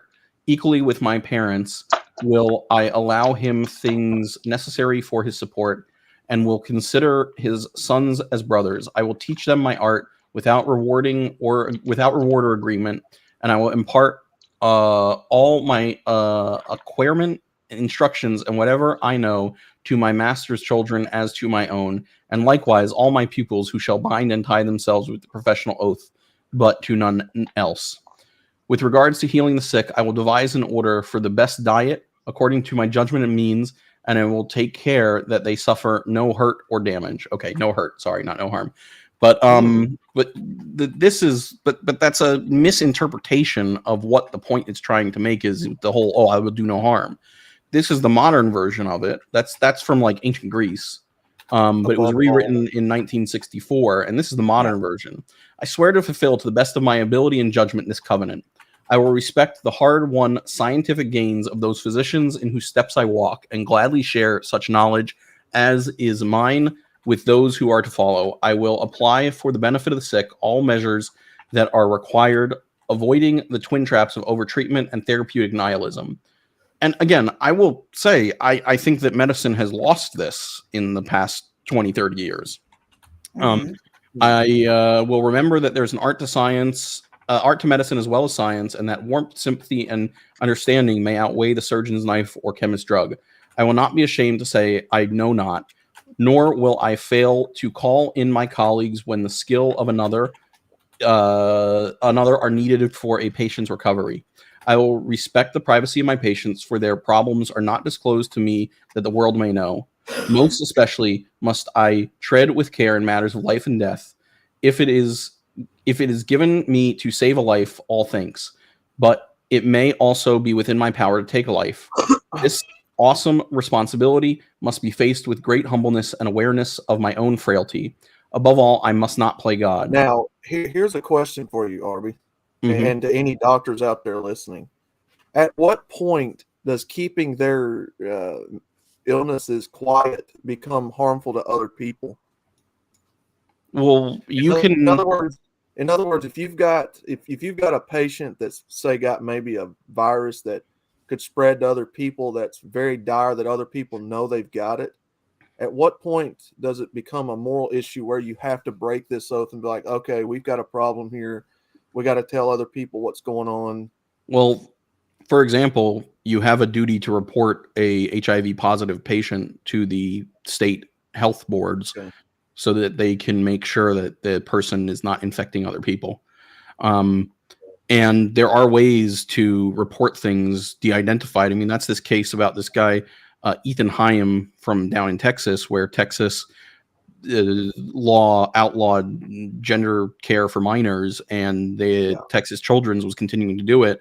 And so he, whistleblowed, de-identified it, and the Biden DOJ decided to go after him, saying that he violated HIPAA. So there are totally ways you can report stuff without violating the oath that's here and violating people's privacy. Well, like when I had Lyme disease, I caught Lyme from a tick bite. The CDC had to be called in. They had to know about it. That's a given. Most people don't have a problem if they know they're contagious to let it be known. Most people will do the right thing and not have a fit. And all these companies and agencies are still HIPAA compliant for the most part. They have to follow the laws of HIPAA too. I'll just finish it real quick, but I will remember that I do not treat a chart, a cancerous growth, but a sick human being whose illness may affect the person's family and economic stability. My responsibility includes these related problems if I am to care adequately for the sick. I will prevent disease whenever I can, for prevention is preferable to cure. I will remember that I remain a member of society with special obligations to all my fellow human beings, those sound of mind and body as well as infirm. If I do not violate this oath, may I enjoy life and art respected while I live and remember with affection thereafter. May I also act so as to preserve the finest traditions of my calling, and may I long experience the joy of healing those who seek my help. So I hope that at least debunks the whole, do no harm idiocy that you hear all the time about the Hippocratic Oath. Yeah. Yeah. But most doctors do. Most doctors will weigh, the cost benefits of a lot of these medications. We went through this with my brother and even me, because we both have a liver problem. I can't take certain medications that get processed through the liver, and say with my brother, but my brother needed this mental health medication really bad. But because of his liver and his heart disease, they wouldn't give it to him. And my mom asked the doctor flat out, at what point do we start considering quality of life over quantity of life? And the doctor did not have an answer, is what's really wild. And this is where it comes down to, like what Dee was saying earlier, let me choose at that point. Do I want to shorten my life to have a better quality life at the time? Or do I want to, hold off on this and see if something else comes up? And it's one of the never-ending struggles that doctors feel pitted against, is because, they're not trying to do more harm to your body, but also at what cost do they do this? And again, it's a struggle. And I can understand why doctors fight with it. Well, this is why I keep coming back to me, the vast majority of the medical providers that I have interacted with are either too much stuck in the mindset of, following a guideline, or they are handcuffed by the system that they work in and the financial incentive that is in the system. And the people that are getting wealthy off of it are not the individual doctors, like when you go see your medical provider. Now, you may, choose to see a specific provider because you're trying to be more savvy with who you see and, try and find somebody who's more willing to, work with you, unlike the, Dr. D was describing. But realistically, until the system has some change in it, it's not gonna. A lot of those issues aren't gonna get fixed, but it doesn't change the fact that most of the normal people, the serfs, the plebs, like the rest of us, that I always refer to it, are just normal people and trying to do the best they can with what they have at their means. And again, I can totally understand the righteous outrage at health insurance companies or at government, but it's I have a lot of trouble placing the blame on the medical providers unless one is very obviously doing something that is wrong. And I'm in the same boat with you. Most doctors, I'm not going to put them at blame for this. I'm blaming government regulation and the insurance companies. Yes. I know I've told you before, I had a patient with multiple different stage levels bed sores from being bedbound, and we knew that she needed this gel mattress with the alternating pressure and the pump to it, but the insurance companies would not let us do it. They told us we had to try these different mattresses in order before they would cover it. And it's like, you've got to be out of your damn minds. Did you not see the measurements I sent you? And they would not do it. So here we have a 90-year-old woman with multiple bed sores, and the insurance company is like, nope, you got to try all these things first. And it's like, she don't have the money to pay for it, so we have no choice. And then every 6 months we got to argue it. Yeah, I got to be honest. I'm at the same point you are. I think it goes past the doctors. I think it is a lot of these regulations where a lot of it is where the red tape and all that's at. Yep, because the doctors aren't handling the billing and coding. That's the billers and coders or the medical assistants who handle it. And that was part of my job. And I have sat on the phone and argued with insurance companies for hours. I would literally take 2 days a week to handle prior auths and fighting the insurance companies for patients. Wow. It was insane. And this is, mind you, around handling other things in the office, processing blood work, going out to the patients' homes and stuff. It was insane that I would literally have to take 2 days a week just to sit on a phone and fight with these people. That's crazy. Yeah, and that's why I get so upset when people blame the doctors. It's very rarely the doctor. Doctors know what the patients need. Good luck getting the insurance company to cover it. We had a patient who needed, they're the compression stockings because she had really bad edema in her legs, swelling in the legs. She couldn't afford them, and the insurance wouldn't cover it. So what do? I went and I talked to the medical supply place, and they happened to have free donations. But she couldn't get out there to get it. So I convinced them to give it to me, and I drove it to the patient on my time. And that's something that could have gotten me fired. That's why I won't say where I ever worked or anything in detail, because I could have gotten fired for helping a patient get what they needed. Now, I don't know how many people are doctors here. I know Aubrey is, but I was just a medical assistant, but higher educated than most because the doctors taught me on the job the different things that could have bettered my education. How much of that actually goes on? That's interesting. How much of that under the table stuff like that actually has to go on that's not being addressed in the public?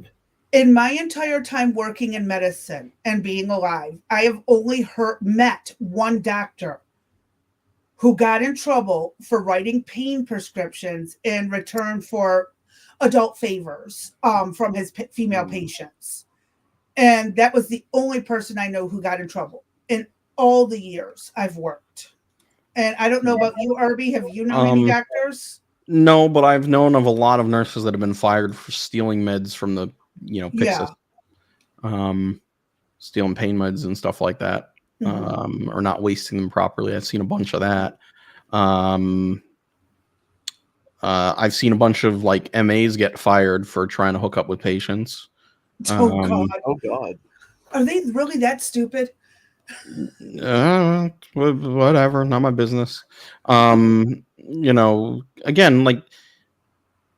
it's an awkward situation because it's the kind of thing if I met a patient that I was interested in, I could not go there because it's a issue with your license.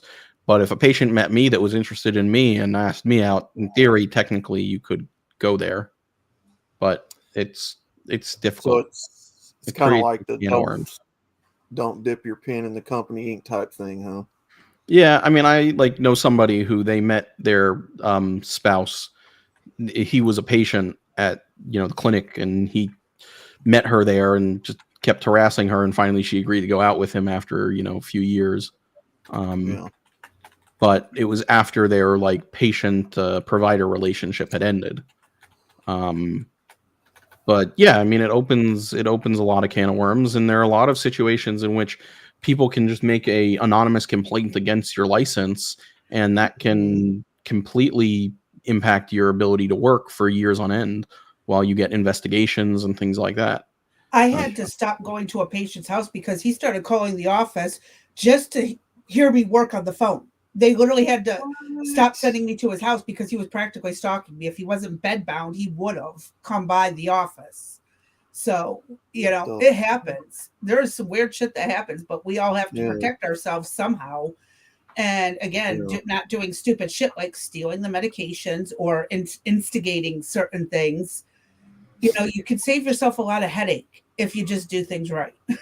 Yeah, I mean, look, people would argue that I am naive, but I think the vast majority of our health issues have to do with our diet, and the processed foods, like Heidi was asking about, Yep. much more so than anything in the medical field. I think so too. And again, I mean, we know what they're putting in our food that's hurting us. It baffles me, the arguments. Well, we don't know what they're putting in other things, but they must be putting something in, the shots or whatever. When we know, and we have data to back it all up, what is being put in food is bad for us. I mean, I don't know why it took them 25 years to, outlaw the red 3 or whatever, and all these other food colorings or chemicals that we know are causing people cancers and are, causing problems and, whatnot. But RB, that's exactly the point I was bringing up earlier. How long have we been doing this to people, knowing the damage that it's been causing? And we know that it's not natural to have 32 ingredients in a box of cornflakes. That's not natural by no means of the imagination. How long has it been going on? How long have we known about this? At some point, people have to understand it is a money-making industry that they have done. And yeah, like you said a while ago, I do. I think by now it's got me thinking it's more in the government's direction, where it's the red tape on a lot of these doctors and practices, and Well, and the unfortunate part is sometimes to get the actual change, you need real data to back it up. So, for example, you have all these people who for years have been saying the fluoride in the water is bad, and no one's changed it. Nobody's done anything about it because there hasn't been a good set of data to back it up. And in the past few years now, there's been a good set of data that's come out. And, the arguments that people are making is we don't need to fluorinate water because people can, brush their teeth in our, rich Western countries with toothpaste with fluoride in it, and they're not consuming a ton of fluoride. They're just putting it on the teeth. And we definitely know that it helps the teeth and, helps decrease tooth decay and rot and stuff. But now there's data that's come out because people chose to do the actual, data analysis and look and said, it's probably costing people some IQ points drinking fluoride all the time. Well, actually, fluoride ended up damaging my teeth and staining them because it was so much in our water. They over-fluorinated our water in our area. And then going to the dentist and the fluoride toothpaste and the fluoride mouthwash, my teeth ended up messed up because of it. Yeah. No, but now you have an actual data set that can reasonably be used to change minds. Look, no, LW, I'm not saying it's one or the other.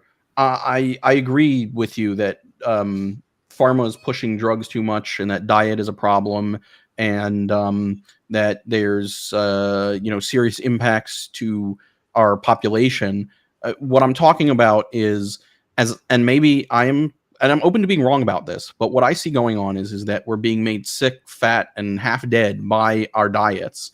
And then pharma is coming in and, giving us ways to treat it, but not to solve the underlying problem. And, but what I'm talking about is the argument that I had about the shots, and that the MMR one, for example, that's been being given for 50, 60 years almost, it must be some nefarious conspiracy where they're slipping something into it that they're not telling us about that causes mental health issues because that advantages them somehow. That's the argument that I was speaking at. I don't in any way discount the fact that pharma and big agra, food production are both problems here. Mm-hmm. I hope that clears that up a little bit. Yeah. It's a combination of a bunch of things that are a mess, like Brent pointed out. Oh, yep. I was just gonna say. Mhm. Look at his comment. And I got to add, no one was complaining about these FDA things in the food until RFK and a few other people started complaining about it and drew it to their attention. Well, because this is what I keep getting at with each of these streams that I talk about this stuff, is that the incentive to change it has to come, the real changes have to come in government regulation. And the incentive isn't there when the people that are in those positions are making money off of it. That's exactly my point. Yep. And that's why I keep saying I don't agree with what RFK has said in the past about the, vax stuff, but I do agree with him about our dietary stuff. And I hope that we can actually get some real changes on that level. But I also think that he's a little kooky, and he has endorsed and recommends all these kind of really not evidence-based, supplements and whatnot that he's gotten money to advertise. And it's no different than the colloidal silver people, where there's no proof that it does anything. Yeah. It's what I know we've used it. They put colloidal silver into one of the creams for burns and wounds. I cannot remember which one it is though, and we've used that on patients before. It's got, I guess, from what I understand, it's supposed to have some antimicrobial effects, but it's only if you use it on the outside of your body, not the inside. Well, and we use like Silvadine cream on infections or burns and stuff. But again, that's about wound care. That's not about like drinking a bunch of colloidal silver, which is what the colloidal silver is talking about. Just like you shouldn't be drinking bleach either. Topical only. Well, not the bleach. Bleach you should not put on topically either. No, I'm not making medical recommendations. I'm mocking the reaction to our president and his idiotic comments. I am very much too. That's why I said, do not drink it. Do not put it topically. Don't do that. Sorry, Dee, I heard you. Yeah, it's kind of the, back in the 2020 deal, for the sake of the channel, I won't say it, but yeah, that was what's kind of was funny to me, is people were saying all these things about vaccines and stuff. I'm like, the argument is them forcing you to take it. It's not what's in the vaccines that necessarily I was worried about, even though it got me to thinking.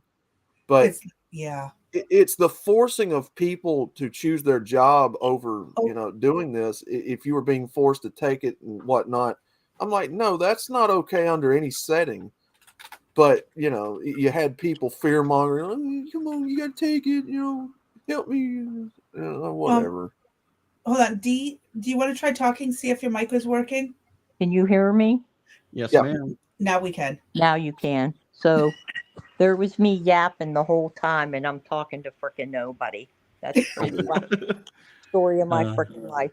No, we just collectively agreed to ignore you and make you think you're crazy. No. Is that what it was? Okay. Yeah, I did that for a second. And then I'll get you back, Arby. Don't worry about that. I just, because I get all the pharma kickbacks, even though I have no idea who your doctor is or what meds you're on. I just want to get you on like 45 of them so I can make some money, Well, the fact that you brought up colloidal silver, I guess obviously you're getting that type of kickback as well. Because don't get me started on my Jew money, okay? I bet you heard that one a lot too, huh? Oh man, I hear it all. That is something that we've discussed numerous times. I took it for maybe 2 weeks, and I'm not a liquid person. Give it to me in a pill or a shot form. But if you ask me to drink stuff, you might as well forget it. So it's been very difficult to get it down. And we had discussed the pros and cons of it, and I was going to try it to see if it worked. As I said, I'm at the point in my life, I'm on the downhill. I've gone up the hill, I plateaued, and now we're on the downhill. So anything that could possibly help, I'm more than willing to give it a shot. If it doesn't work, it doesn't work. You know what I mean? And this is the criticism of the accelerated approval process, is that it's taking advantage of people, just like colloidal silver. well, I had to do my due diligence in reading, knowing the pros and the cons, right? Yep. And I'm the one that makes the ultimate decision. Well, and again, I'm very libertarian on these things, which is why Yeah. I think individual people should make their own choices.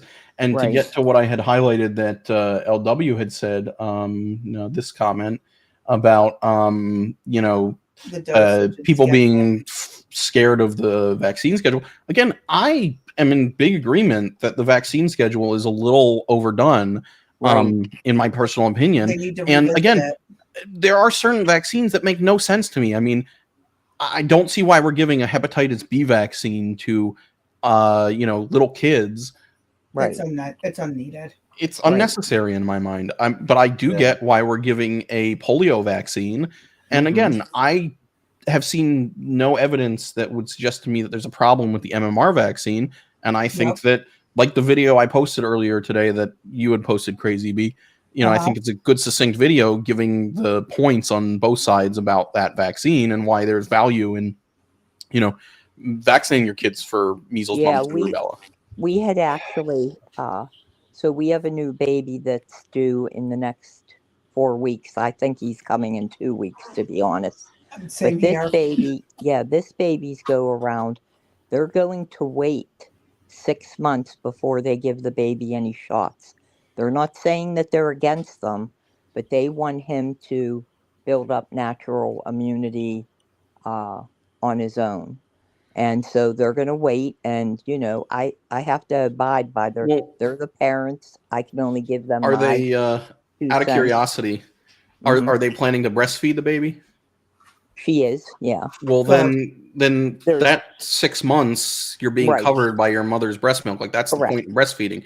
I very much wonder if there's issues that we are not addressing with health, with all these kids on formula and stuff. That's a big part of it too, because during the first 6 months of life, while your immune system is still developing, kids get their immunity from the mother. The breast milk, correct. So they're not going to push for the first couple visits. We're going to get X, Y, and Z shot from the schedule. But look, there's also thing that was interesting is there's a pretty big breakout of the measles in Texas right now. Yep. And That's the you video don't have that- to guess where that came from. And my question had been, so if you had the measles and you had, was that considered natural immunity? If you already had them, could you get them again? And if you did have the injection, could you get the measles again? So with go ahead. With any of these things, you can technically get them even if you've had a vaccine, but your likelihood of having a severe reaction or a bad issue is much lower. And look, there is a real difference in the mRNA vaccines that were given and the historic types of vaccines that we have given. Yes. And even if you were born in the late 70s or even if you were born in the 80s, you got an MMR vaccine. But It's been around again, since the 50s. Or no, the 60s. I'm sorry. there's a lot of other ones like the varicella vaccine, like the HPV vaccine. So, that have arguments for and against them, but may not necessarily be there. But the other part of this vaccine stuff that we don't do is we don't do titers on people consistently.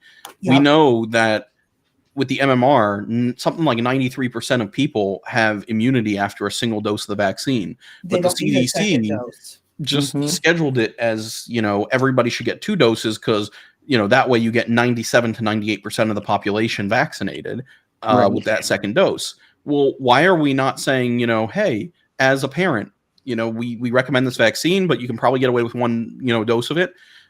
Why don't we consider doing the 1 dose if you're okay with that? And then, doing a titer to see if your kid is actually immune. That's Or, something I had asked before is why aren't we doing titers on these kids before we automatically boost them? Mhm. We might be able to get away with another 3-4 years before they need a boost. Well, would you say that would be applicable to adults receiving the C injection? Yeah. That got the 10 different variants? Well, Would that be appropriate as well? I I can't talk about it. I'm just Yeah, saying, that's just something can we you can say talk yes about on or the no? Discord server, not Yeah, can you necessarily here say on YouTube. right? Can you say yes or no as far as you could check the titers on an adult? I haven't looked to see if there was an actual. I know there is I don't know what it costs, but I know that there is a way to check Okay, titers for that. that's all. Then yeah, Um, we don't need to go into it. That's I all. don't know if all of it's necessary, I guess is my point. Yeah, Um, because I know somebody that has had every single one, and I'm just was curious. That's all. We yeah, don't no, have to. it used to be that you basically got MMR, you got polio. Let me look at the list here and I can tell They you what. didn't have chicken pox until the late 80s They didn't because start I went doing through that that. That was consistently until the 90s. that Yeah. was in the 90s. Yeah, Yeah. because I remember having chicken pox really bad, almost got hospitalized because of it. But historically, you were basically getting the MMR, you were getting a hepatitis vaccine, and you were getting a tetanus, diphtheria, and pertussis vaccine, Mm-hmm. and The polio. the polio vaccine. That's historically what people were getting. But that's basically what Art said here. That's what I'm getting at is that, I think that there are certain ones that are indicated and valuable and should be done. But I don't know. I mean, I pulled up the list and I posted it in the Unstable Kids Discord, in Gutters Discord, and it's like 15, down there that I think probably 10 of them you could do without. Yep. But you know what's interesting is what makes this difficult to say yes or no to is your educational system says when your child begins school, you will have all of these completed. If not, you can't come to school here. Actually, I found a couple of waivers that I have printed off for family members in my area that you can waive specific vaccines and the school can't do shit about it. Mm-hmm. You just got to get your doctor to sign it. And listen, Right. to what LW said here, that's one of the vaccines that I don't think should be given to kids or be Yeah. necessary. I totally agree with you. I don't even think it should be necessary in the healthcare setting, and people should be able to opt out for it. Mm-hmm. Again, primarily it's associated with IV drug use. Yep. That's the number one thing it's associated with. And so if you're not doing risky behaviors, I don't think it's something you need to have vaccines for. And that's one of the things that I keep complaining about too is like, there are so many vaccines out there that are absolutely not needed, yet they're pushing them on people. And again, if you're not working okay, let's say we even keep Hep B in the work field. Why are we pushing it on kids? They're in school. They're not using intravenous illegal stuff. They're not out there, having we all know the ways that Hep B can be spread. That's been put out there enough. I don't need to go into details, but kids before the age of even 14, there should be no reason to give it to them. Hell, kids in general, until they go into the medical field. And even then, I'm allergic to a lot of the vaccines that are incubated in eggs, which is a common thing. So guess who doesn't get a lot of vaccines? Ever since I was 13. They had to cut out many of them. And trust me, fighting with the medical assistant, the teacher who was in charge of that, she's like, no, being allergic to eggs doesn't make a difference. Well, my doctor wrote a script saying it does make a difference, and I'm not taking the risk. You can if she's your patient.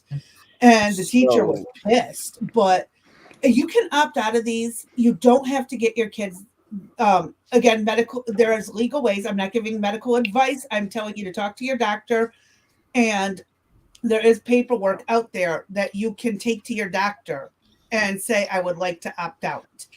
And if anyone wants to know for their area, reach me on Discord.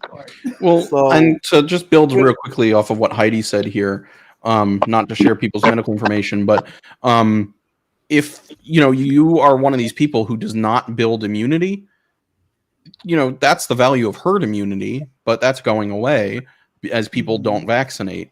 And the reality is I would argue that if somebody has had 2 doses of the MMR vaccine and they're still not immune and they don't have positive titers, well, it can be, but there may not be any real significant reason to keep jabbing them for it, because how long are you going to have to keep jabbing until they get it? And is it worth the potential, risk of some sort of allergic reaction or side effect?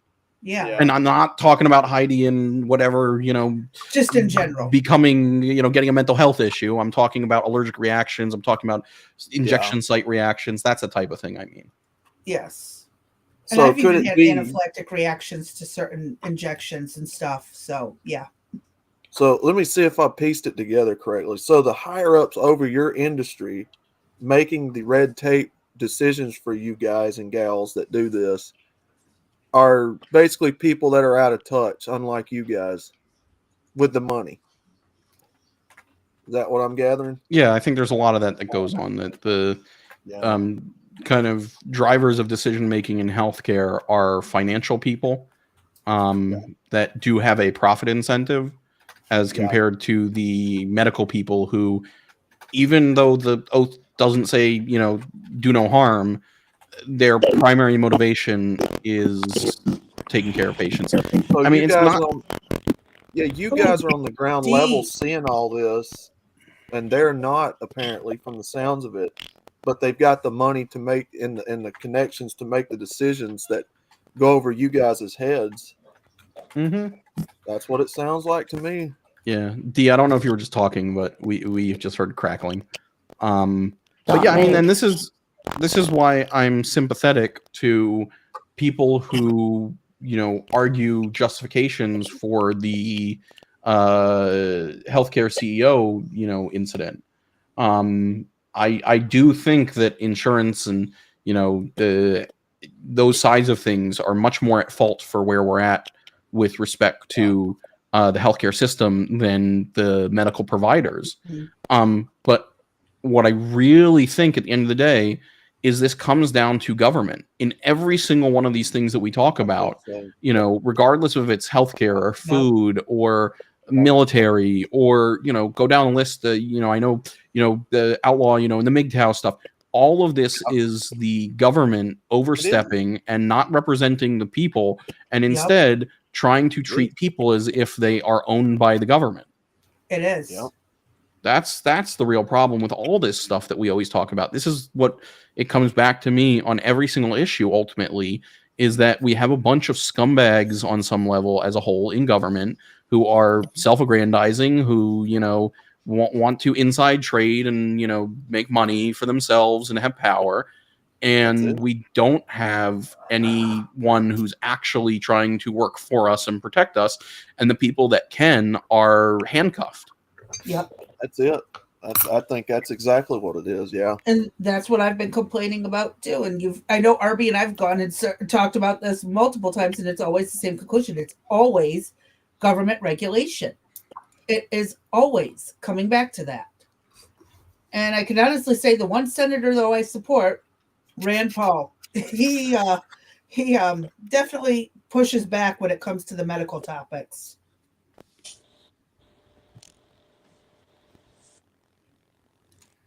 I mean, so Wanda said the people in charge don't listen to patients until they see studies and proof of patient complaints. I think it's even worse than that. I don't think it's even just that people, they need to see studies.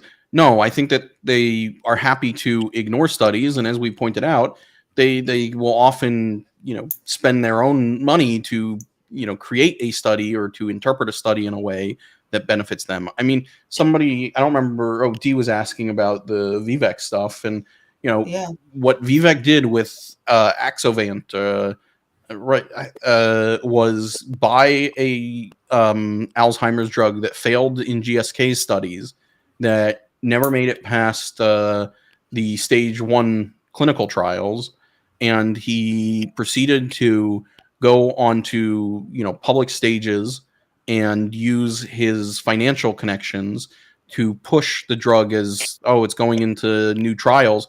But all they were really doing was he happened to be family members, but doctors, to reinterpret the pre-existing data and ignore patients who failed out of the studies or dropped out of the studies, and then suggest that they had a reason to be able to move to the next stage of trials. They utilized the 60-day window of the FDA to get approval to move to the next stage of studies. And then he and his family members that were involved sold off their stock a few days before it was announced that the secondary trial studies had failed. Yep. Interesting.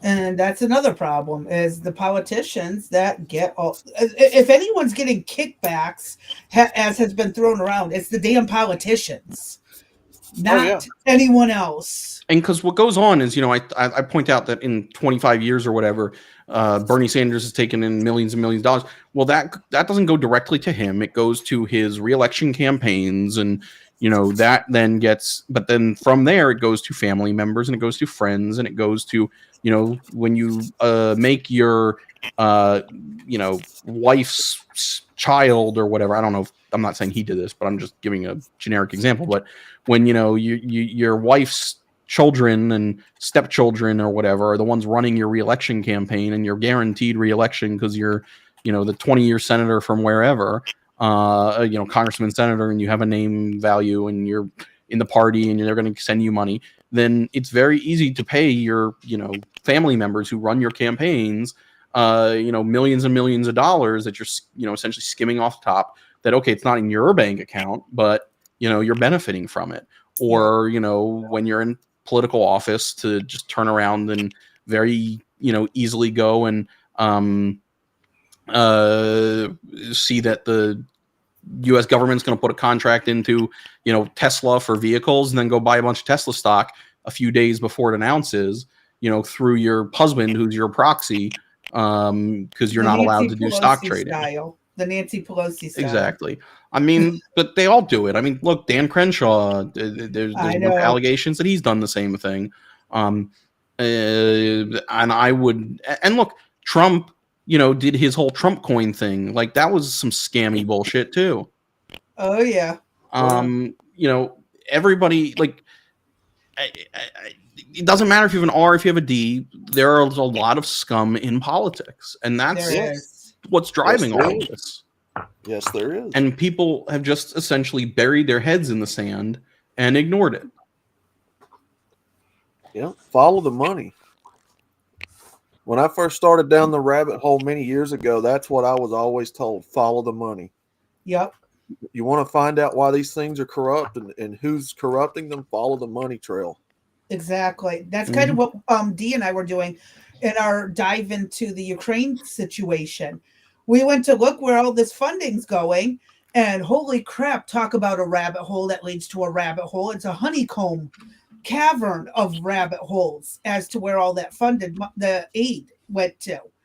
And it's like, that would hurt my head a little bit. And we had to sum it up because it was way too deep to go down all the way. It's a mess. And so, follow the freaking money. I don't know if you ever looked into it, but I'll message you an article about it so that hopefully you remember. But you need to look into those Pandora papers if you're going to keep doing stuff about Zelensky. And I can post it on Discord too.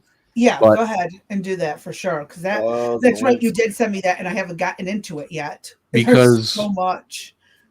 That's something that people don't really know and got ignored because it got released within a few months of the war starting, and everyone just kind of like went into Ukraine cuck mode. But LW is right. the number of measles cases have been far overblown. Now, I don't know enough of the epidemiology and haven't looked into it enough to say if part of the reason it hasn't spread outside of these unvaxxed communities is because of people being vaccinated. But I do suspect that there's a significant reason for it because measles spreads like crazy. And so I suspect that the reality is because we still have very high vaccination rates, that's why these cases have not spread much outside these communities. But we had a quote unquote eradicated smallpox in North America. And in the last few years, there have been a bunch of communities that don't vaccinate their kids that have had small outbreaks of smallpox, if I remember correctly. I think it was in the Jewish community in like New York or whatever. Yes. And there was concern that it would spread over. I remember that shit. There's been so many outbreaks of different things over the years. And like the whole swine flu and the bird flu thing that were supposed to have wiped us all out. Yeah. I mean, we can sit here and go back and forth about this. The fact is, us talking about it doesn't change it. We've got to get these politicians to do what the hell we tell them to. Well, this is why I was saying before the election that voting still matters, even if you have a cynical perspective of the politicians that are running. Like ultimately we got here because people stopped really paying attention to who they were voting for and didn't vote out bad politicians. And so short of if you're going to call for a full-scale revolution and actually enact it, then voting definitely still matters. Oh yeah, so LW, I mean, I talked about this last week on my show. I think you were here a little bit, but that media manipulates. And I know Gutter posted some stuff showing that the measles outbreak pictures that they've used in the news are the old pictures, and they've reused them from a few years back. I thought they were from the 80s. They look like the pictures You can from come the down. 80s. So yeah, I mean, again, I'm not discounting any of that. See, I I'm just don't trying to lay the information out and see. I provide don't as much trust as I can. That is from that's from the Texas Department of Health. It's not just See, a newspaper, random newspaper. And I'm No, not no. saying they're not using propaganda, but I'm just showing Oh yeah, here's what but they're saying happened. the actual pictures that like were run in like NPR or whatever, or Fox News, ABC News, USA Today, they were using pictures from old previous outlets. Yeah. They were not To new LW. images. To LW's comment, that's why I don't trust any news outlet.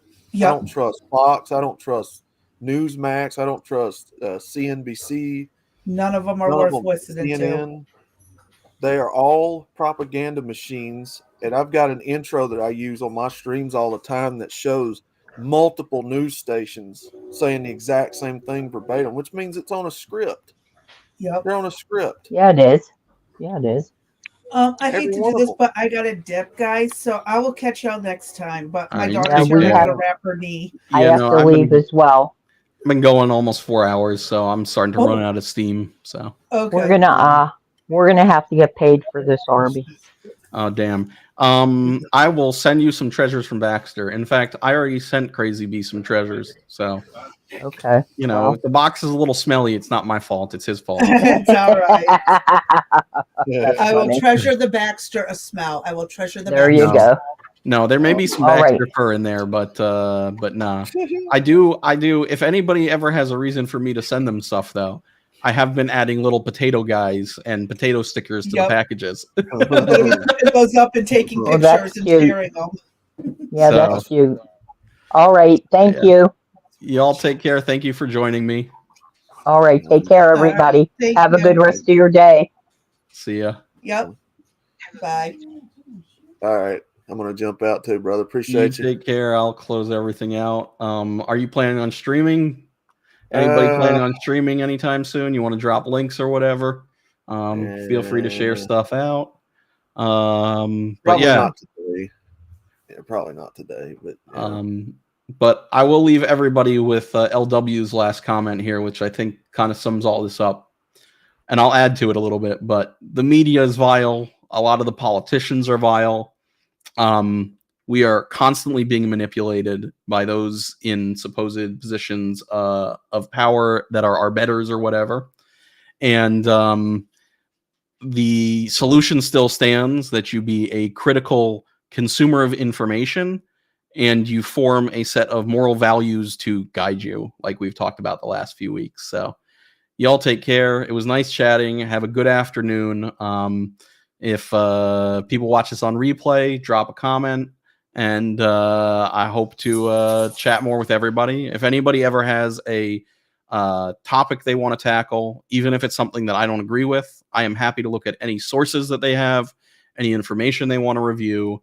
And, if they want to do a show with me where we are discussing each other's perspectives back and forth, I am totally down to do all that. So you all take care. Have a good afternoon. And I'll catch you guys next time.